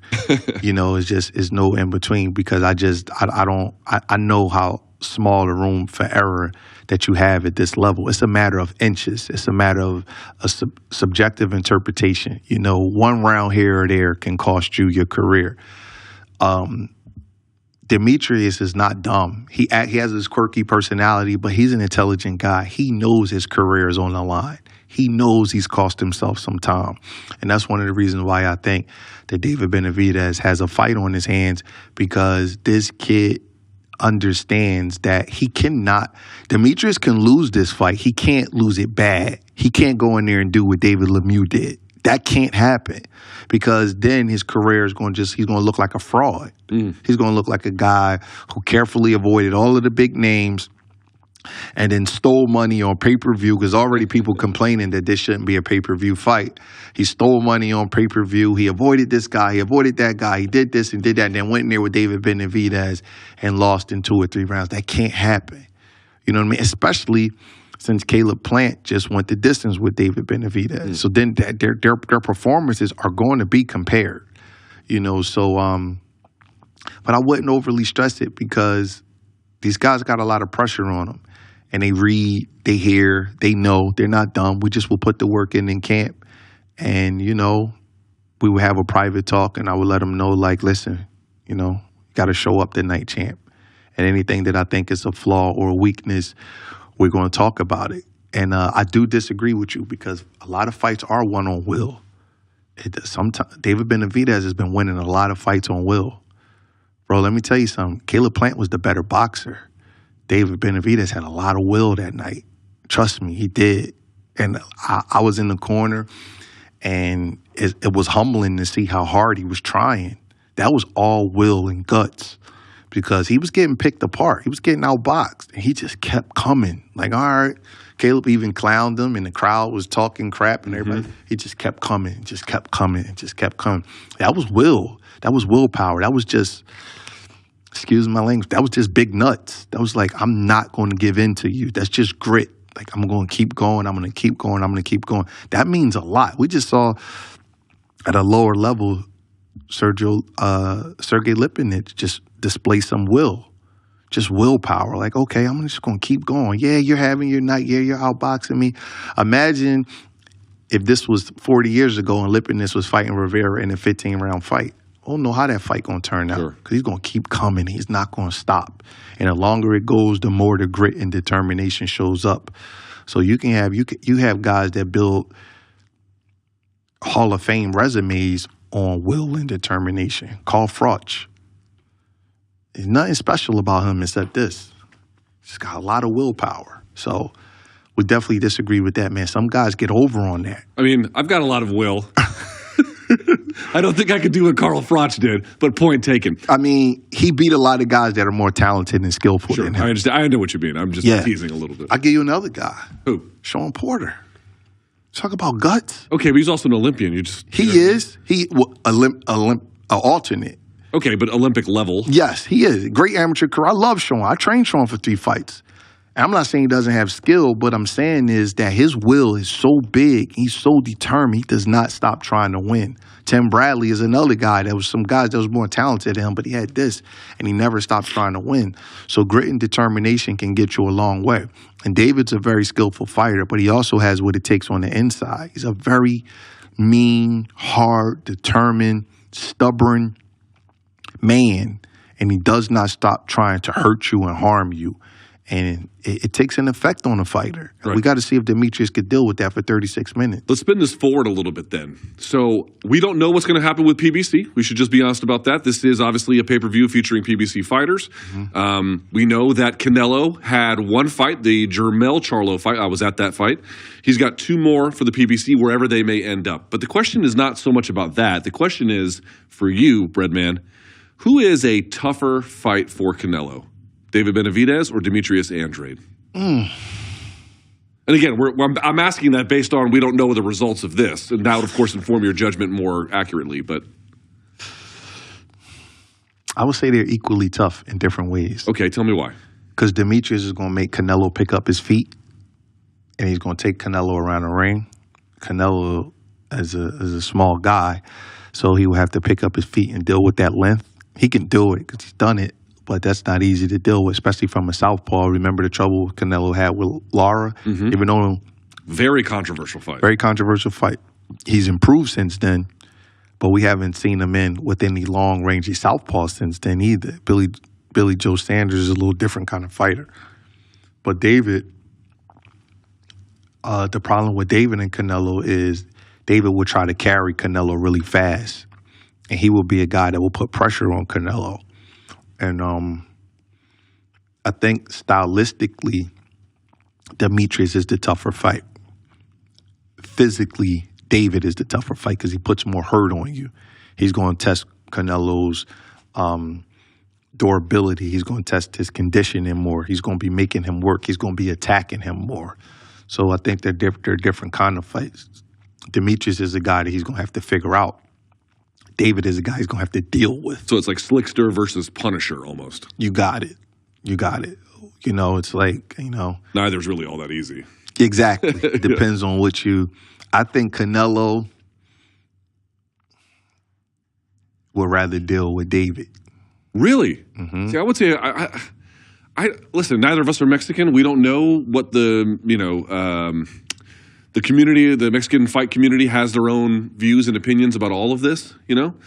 But they seem, like, for example, on the All Access, there's a phone call that takes place between David Benavidez and Juan Manuel Marquez.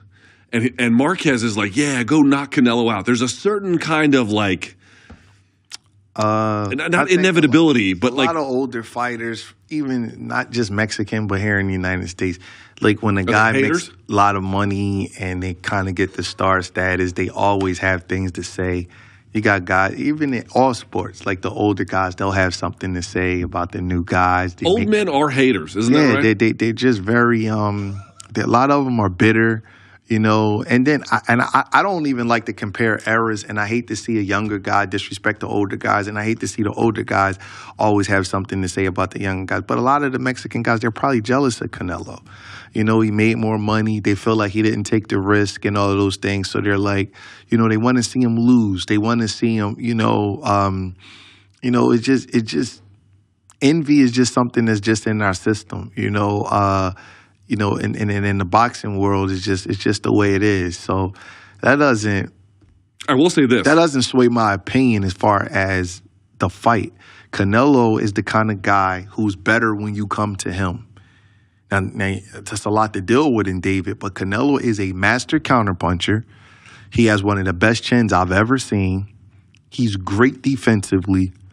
He's kind of like a Mexican version of James Toney. I'm not saying he's better than James Toney, but what I'm saying is that they have a similar way about them where they want guys to come to them and try to knock them out. That doesn't mean anything to them because they got the chins and they got the defense and they're so relaxed. Whereas if you box them a little bit, just think about the guys who give Canelo trouble. Floyd Mayweather, Bivol. Okay, but Bivol, huge. Floyd, he was, not Floyd, but Canelo was drained. Okay. He never fought at that weight again. Lara wasn't drained against Lara. Fair enough. And that was a very tough fight. I mean, and Lara's a skilled all mover. of them have the same principles, though. They want you to move and come to them. They make you cut the ring off. They try to counterpunch you and take you around the ring. It's always going to be some caveats. There's been fights where Canelo's have had weight advantages. He's fought a lot of catch weight fights. He's fought a lot of fights at 155, and he's done different catch weight things, So I don't really get into the drain part. He fought for his world title at like 150 pounds versus Matthew Hatton's brother. I'm not saying that the weight didn't have an effect. I'm just saying that sometimes the weight benefited him and sometimes it didn't. Yeah, that's fair. That's a fair thing. He's been part of a lot of catch weight fights where he was the A side. So, but all of them had the same similar principles. So I think that stylistically, Demetrius Andrade presents problems that he probably doesn't want to deal with. Doesn't want to deal with, they'll probably be a little bit harder. But David Benavidez is just such a hard physical man. But I think if Canelo had to pick, he wants to hit the guy to get the guy. Some fighters are just like that. Like if you try to hurt them and you bring it to them, they're just in their comfort zone. Like they don't care about violence because their chins are so good and their defense is so good and his counterpunching ability is so good. Canelo is a great, great fighter. He's fantastic. I don't think people realize how good he is. I only bring up what Marquez said because, candidly, I found it surprising. I don't because most old fighters are haters. You ever hear Larry Holmes talk about guys? He always has something bad to say about a guy. Most old fighters have stuff to say. This is a sport where, like guys that have been around long for whatever reason, they have an axe to grind. Yeah. Old trainers get mad. Fighters get mad. It's just how it is. Okay. So that doesn't surprise me that a lot of them are rooting against Canelo. For whatever their reasons are, it's going to be justified in their mind. But Canelo can go, bro. He can fight. So let's ask this then. Let's imagine a world where tonight Benavidez wins and let's say stops Andrade inside 10. Looks great doing it. Tough at first, 2-3 rounds, and then takes over. Does Canelo fight him next, do you think? I don't know. He doesn't seem to be in a hurry to fight either one, and I'm just being honest. I'm pretty objective when it comes down to this. You asked me who was the tougher fight. But Canelo is this straw that stirs the drinks. When you're a star of his level, guys like Canelo, guys like Tank Davis, they can fight whoever they want whenever they want because they're representing everybody's biggest payday. Yeah. But they can only fight one person at a time, so you got to kind of wait in line. So if he wanted to fight them, he could have. All he got to do is call you. And like, okay, here's $20 million. Yeah. There's the date. You win the lottery fighting me. Yeah, you're not saying no to him. It's just that simple. You know what I'm saying? Nobody says, no, Canelo, I don't want to fight you. I don't want to make my career high person. That's what we in the game for. Right. So, like, he can fight whoever he wants. So if a fight doesn't get made with him, it's just because, not scared, it's just that he chose not to fight you at this particular time. So I don't know if he's going to fight the winner next. He can make him wait. He can do whatever he wants to. He might fight. I've been hearing rumors he might fight Jamie Munguia. Who knows? But he can fight whoever he wants, whenever he wants. He is the He's the $50 million man. He's the North Star. Yeah, you know what I mean? So it's not a matter of will he fight him. It's a matter of does he want to fight them? Because if he called one of those guys, they're not turning him down. Yeah. Sorry, I'm busy on that day. Yeah, it doesn't happen. Yeah. You know, Wrong number. The fans sit around and argue about that. Like, yeah, well, this guy is scared of... The A-side superstar in boxing historically can fight whoever he wants. Floyd Mayweather, Canelo Alvarez, Oscar De La Hoya, Ray Leonard, Mike Tyson, Muhammad Ali, Tank Davis. That guy, if you're that guy, you can fight who you want to fight. You know what I mean? It's just a matter of you can't fight everybody at one time, and you got to spread it out a little bit. I think Canelo is actually playing this smart. He's kind of like, you know what? You guys are going to have to fight each other a little bit before you get this lottery. You know, like, I think that's what he's doing with them guys, and I don't blame him. You know what I mean? Like, make them build up their resume a little bit. He may find a chink in their armor. He can afford to do that. Certainly on the Andrade side, I mean, Benavidez does have a nice win. The Caleb Plant, they both share that win. But to your point, Andrade doesn't have that, like, win where you could say to Canelo, okay, look what I've got. And even if he gets the one, Canelo can still say... And David just got it his last fight. Right, exactly. So you know they're still... So he's letting them build a little bit. Yeah, so he's letting them build a little bit. And I understand that. He got to let them get a little bit of miles on their odometer. You know what I mean? Canelo's 33 years old, and people can say what they want. He's fought tough fights. Some of them have been catch weight. Some guys he may have waited a little bit like Triple G. But overall...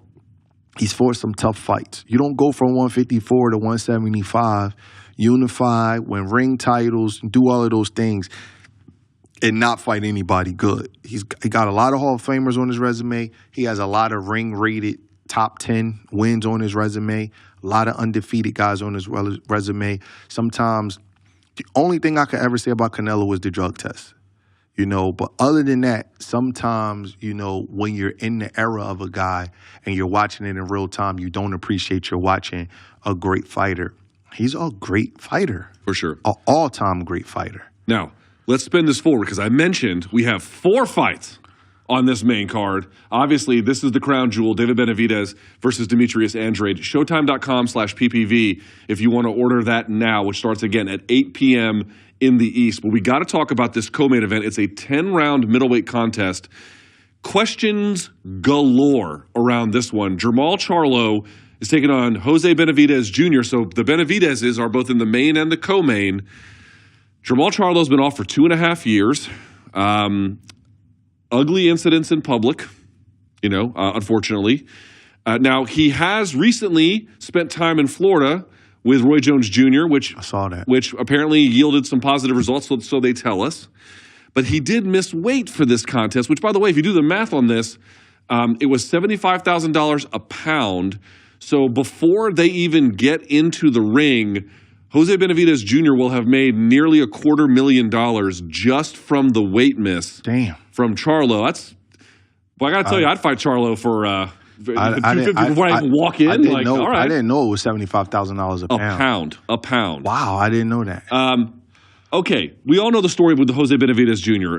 You talked about it previously. Phenom at the amateur level, had some nice wins, gets shot and survives, resumes his career, but he's not necessarily the same physical guy. How could you be? Jermall Charlo has had a good run. He had a nice win over J-Rock. He's had some other good wins along the way. But you had to remind me of that day. I apologize. It is a nice win. It's a nice win. It's a real good one. In all seriousness, he's been off for a while. The outside the ring stuff has been concerning, I think, is perhaps a euphemistic way to put it. What are you expecting from Jermall Charlo here tonight? I don't really know what to expect, but he's a really strong fighter. He's a good fighter. He has good fundamentals. I never viewed the Charlo brothers, though, as like uber talents. I viewed them as very, very athletic. I viewed them as guys that were really strong, and they was hard workers, and they built their bodies up and built them up. I never really looked at them like the super talent. Talent is what God gave you, like twitchiness and reflexes and ability to do different things. I'll give you an example.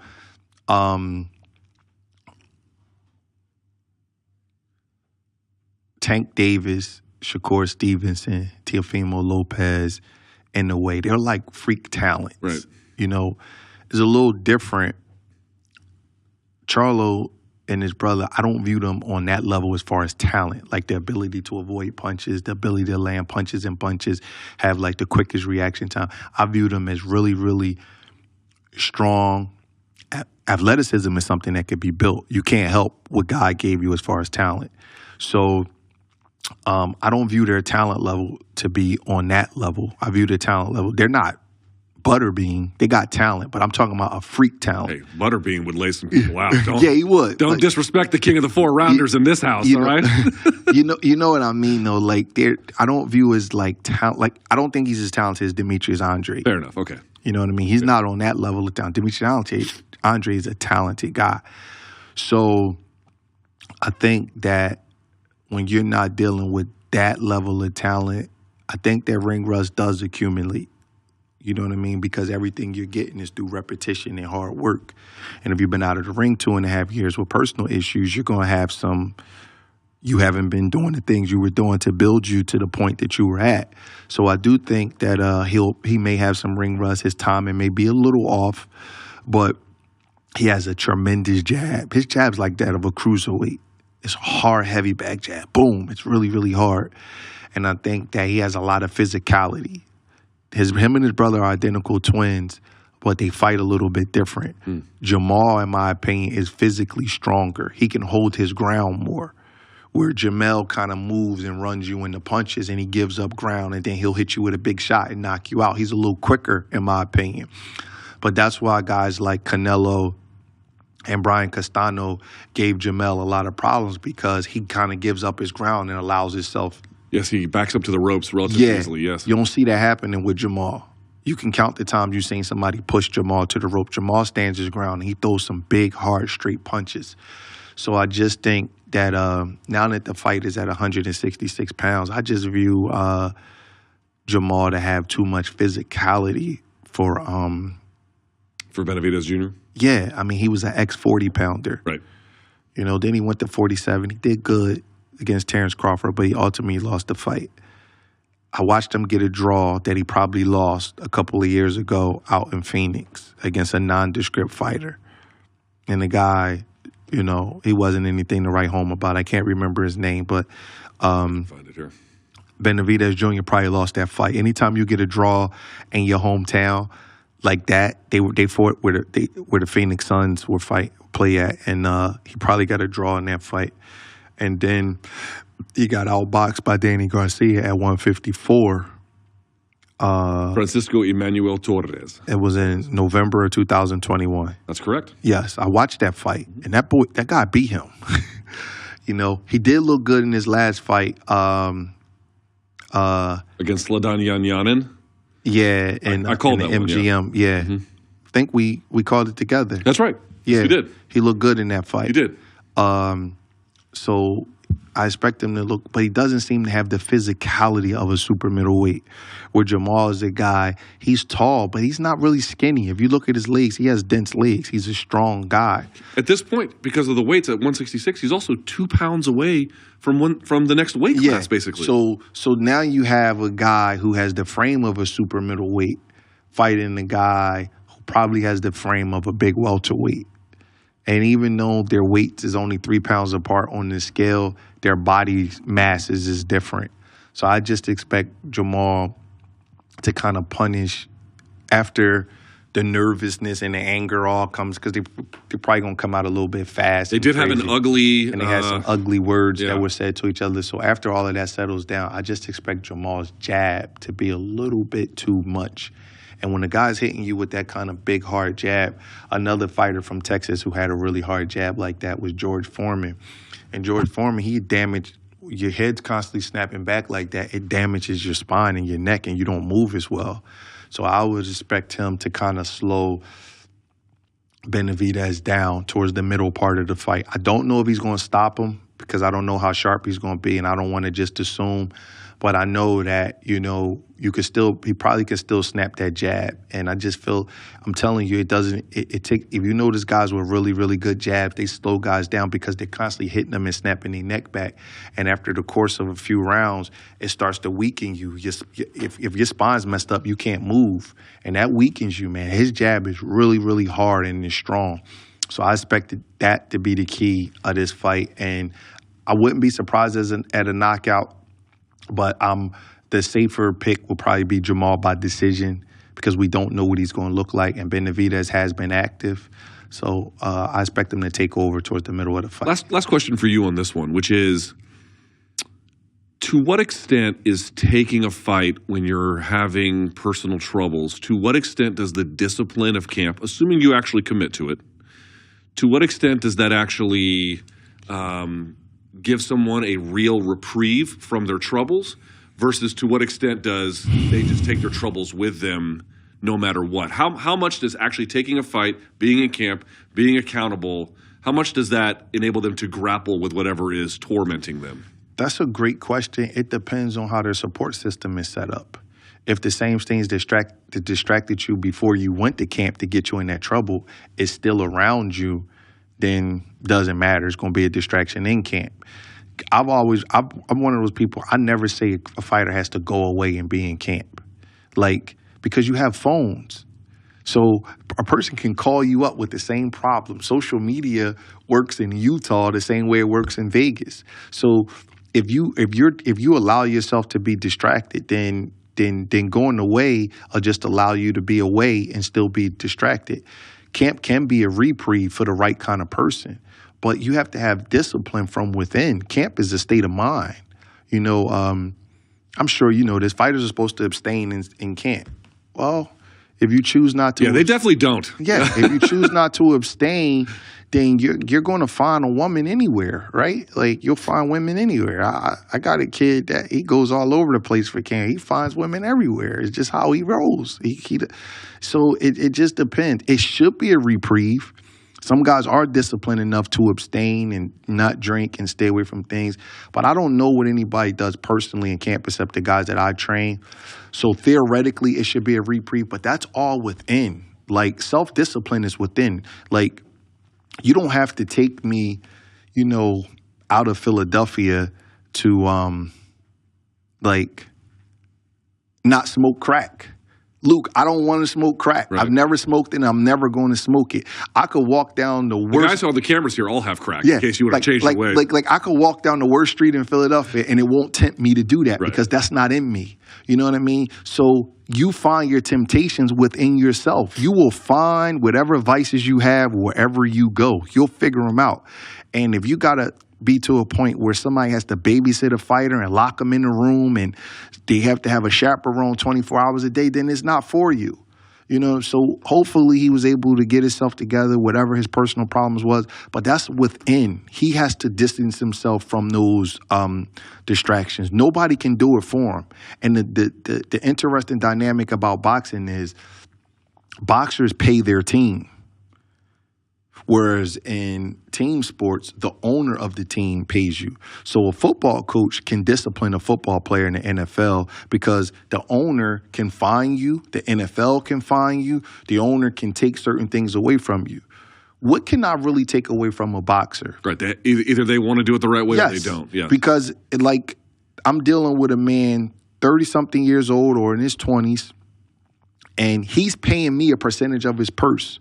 What can I really tell him? He has to want to be disciplined. He has to be able to take my redirection and my instructions and what I'm telling him without being confrontational with me. Because then you leave a coach a choice to make a business decision or a moral decision. Do you take the money and just say, you know what, man, go ahead and do whatever you want to do? Or do you say, you know what, I'm just going to walk away from this and walk away from this payday, and then they replace you with somebody else? So that's the one part about boxing, that boxers have to be the most disciplined athletes in the world because there's no repercussion because the team works for them. You don't hear promoters say, you know what, bro, you're not going to fight. You got fat. You don't hear a trainer say, I'm going to fine you 50% of his purse. We don't have the ability to do that. So you have the dynamic in boxing is so much different than any other sport because the person that you listen to and the person that has to discipline you, you also pay them. And so many boxers kind of just throw their weight around. I'm going to do what I want to do. Let's see you in the gym for an hour and a half, 2 hours, but I'm a man outside of that. And then you got a lot of trainers, but the media will blame the trainers, but a lot of trainers say, oh, okay, no problem. All right. That's what you want to do? No problem. So it's tough. It's a very tough dynamic when you have an undisciplined fighter. Well, hopefully that's not the case. We'll see. It is certainly plenty of questions for the return of Jermall Charlo. I was looking at what the hardcore online fight fans thought of this card. The amount of love and attention for this contest, the IBF Junior Welterweight World Championship on the line, between Subriel Matias, and I'm sure I'm going to pronounce his name wrong, Shojahan Ergashev. They are on fire for this one. It's going to be a barn burner. Tell me why. 2 punchers. Matias has 1 loss, but I think he avenged it. So you pretty much got 2 undefeated fighters that are trying to hit the mainstream. 2 guys that look for the knockout, that try for the knockout. Big KO percentages. It's always something that everybody wants to see. I love, what's his name? Ergashev. I've heard it pronounced Ergashev. Ergashev. I love his trainer, Sugar Hill. He has a really good promoter in Dmitry Salita, too. So they worked hard to get him to this point. I think it's going to be a heck of a fight.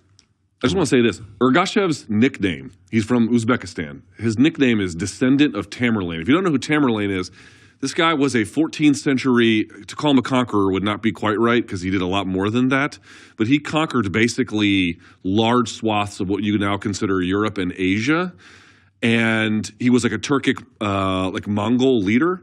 This guy's like, I'm the descendant of Tamerlane. Boy, that's a bold claim in terms of like forging a boxing identity. Can he prove it? Can he prove it? Well, he's undefeated, 23-0. No, I'm saying, is it like proven that he comes from the direct lineage? I think it's more ceremonial style than an actual one, but I'm just saying to reach that far into the cultural underpinnings of where you come from, to lift you, to buoy you, you don't see people go that far. I'm a big guy in history, and he has to be really educated to be able to go that far back. So that's pretty impressive. Between the two, who has fought better competition? I know Matias better. You know, doesn't mean he's fought better competition, but I think I know the guys he fought a little bit more. He fought a guy named Malik Hawkins, who I had in camp up here. He's from the Baltimore, D.C. area. He's one of Tank's guys, right? Yeah, and I had him in camp here in Philly, so I'm a little bit more familiar with Matias than Ergashev's opponents. But neither one of them has an astounding resume. But I think Matias probably has a little bit of an advantage in that. I was he's coming off that win over Jeremias Ponce. He polished him off, I think, inside of 5 or something like that. Great. This one is going to be, I think, at a bare minimum, all action affair, right? He's very heavy-handed, but I tell you something, he's easy to hit. Now, he's easy to hit. Matias? Yes. I think he's easy to hit. He comes in a little bit straight up, and this guy has a sharpshooter straight left hand, and he has a good pedigree, and he has a good stance. So I'm looking forward to see if Matias can kind of avoid that big punch before he takes him and kind of, takes him on the inside and see if he can start punishing him, because that guy has a really, really good straight left hand, and he throws it to the head and the body. And then opening the main card, a gentleman who made some noise this year. He defeated, he defeated Colbert in 2022 and then fought Tank Davis at the beginning of 2023, of course. That's going to be Hector Garcia. He's taking on Lamont Roach out of my neck of the woods in the D.C. area. I think he's out of PG County, Upper Marble, if I'm not mistaken. I will say this. I thought he gave Tank a decent fight. In the end, Tank's punching power being what it was the deciding factor. I even said that night, I don't know if you remember this, he got hit and he didn't get knocked down. He just said he literally lost sight. And I was like, dude, that's the kind of thing that happens to you when you get hit in the head with a hammer or something. Tank's a big puncher. Tank can punch. But this guy, he wasn't scared. He wasn't intimidated. A Bob Santos trained fighter who's had a great turnaround in his career, and obviously he has numerous fighters in the stable that do well. This is going to be an opening contest on the main card. Should be a ton of fun.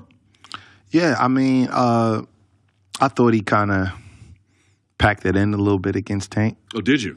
Yeah, I mean, if you tell somebody you can't see, then that means you're saying you want to. But it's okay. Like, why can't it be that he just literally couldn't see?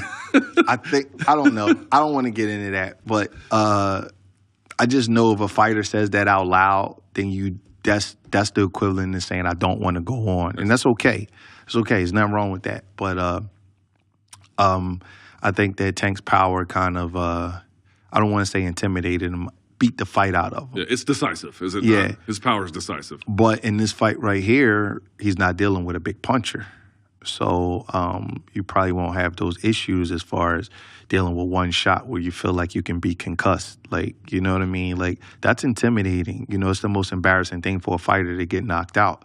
So a lot of times, you know, against big punchers, you see guys do like weird things, like say they can't see. Oh, I see. Or you understand what I'm saying? Like, because that's in the media, that's a little better than just getting knocked out cold and getting obliterated. Yeah. Which I think that's where that fight was about to go. Yes, I do think it would have gone that way. It was about to go there, so it's a little easier to say that instead of just being flat on your back and counting I will out. just say this as a media person, so I have a different kind of responsibility where I don't have to accept everything a fighter says, but I try not, and you have to be skeptical at times, but I try to defer to them as much as I possibly can. So, you know, he took a huge shot, and you could see him kind of wobble a little bit in that one. I mean, that's what happens when you get hit with big shots. You get a little dizzy. I mean, seriously, like that's what happens. Like everybody who gets buzzed a little bit, they don't see straight immediately. It takes a little while to get it back. So it's par for the course. Like that's part of boxing. You get a little dizzy when you get buzzed, and when you get knocked out, you don't see anything either. It turns black. Right. So that's what happens. I think he's an excellent fighter. I'm just saying that I think Tank kind of like. Well, he was overlooked heading into the Colbert fight. Yes, and he that was a great everybody performance. Up. That was a great performance. Frankly, that's the kind of performance that got him the fight against Tank to begin with. Tank was looking for a tune-up, obviously, or some kind of get ready fight before fighting Ryan. And it worked. It worked quite well. And this is now a chance. By the way, this will be, of course, for the WBA super featherweight title as well. And he's not a 35-pounder, also. Right. Garcia. Right. So he's going back down to his weight where he'll have a little bit more of a physical advantage. I think this is a good fight. It's the kind of fight that has draw written all over it. You know, I wouldn't be surprised if it went the distance. Lamont Roach is a good fighter. He's from the DMV area. He's come to Philly and boxed. He's pretty good. He has like the walk down style. The problem is he gets a little bit complacent, and Jamel Herring outboxed him. He's a southpaw. I think Garcia is a little more talented than Herring, so that kind of like scares me in this fight because I thought Jamel Herring outboxed him pretty clean. So he would have to improve upon that performance, and he may have gotten better. I haven't seen him in a while. But he's going to have to be a better fighter the night that he fought Jamel Herring to pull this off. Because Bob Santos is a hot trainer. They got a lot of good sparring in there. And Garcia could fight. He was an Olympian. It's just like Tank's a huge puncher. And God, you know, you gotta be a savage to walk through that kind of power and keep going. You know what I mean? Tank punches like a junior middleweight. You know what I mean? He hits guys. They all do weird stuff when he hits them, except Isaac Cruz. He's the only one that kind of like stood up to that stuff. Well, he's a Terminator from the future, sent back in time to all. And he's built to take a punch. He's real low to the ground. Right. You only hitting them in the top of his head. You're not hitting them on the point of clean his on chin. the chin. Yeah, you're not whipping the chin over. You got it. Right. You're not getting that whiplash effect because he has a small target. So this guy's a little taller and easier to hit. So I expect a good fight. I'm curious to see, you know, if Roach will fight with a sense of urgency because that's like the rap on him. He's talented, he's good, but will he fight with a sense of urgency in this fight, coming in as the B-side, trying to take the title from Garcia? And Roach fights with his hands kind of high, and he tries to walk you down, and this kid is a southpaw. So Roach is going to have to make some adjustments, or Garcia is going to be turning him out all night. All right. With that in mind, let's set the table now for the future. Showtime.com/PPV. If you want to get the pay-per-view, you can still do it. There is still some time. Go do that right now. That will start in just a few minutes, live on pay-per-view. Showtime.com/PPV. It's the last Showtime pay-per-view. So you can join me on that YouTube channel right there, the Morning Combat channel, youtube.com/Morning Combat. As soon as the main event is over, I'm going to have a post-fight show for you right here in studio. You can, of course, see all of our socials there. Brian Campbell will be doing the post-fight interviews tonight in Las Vegas.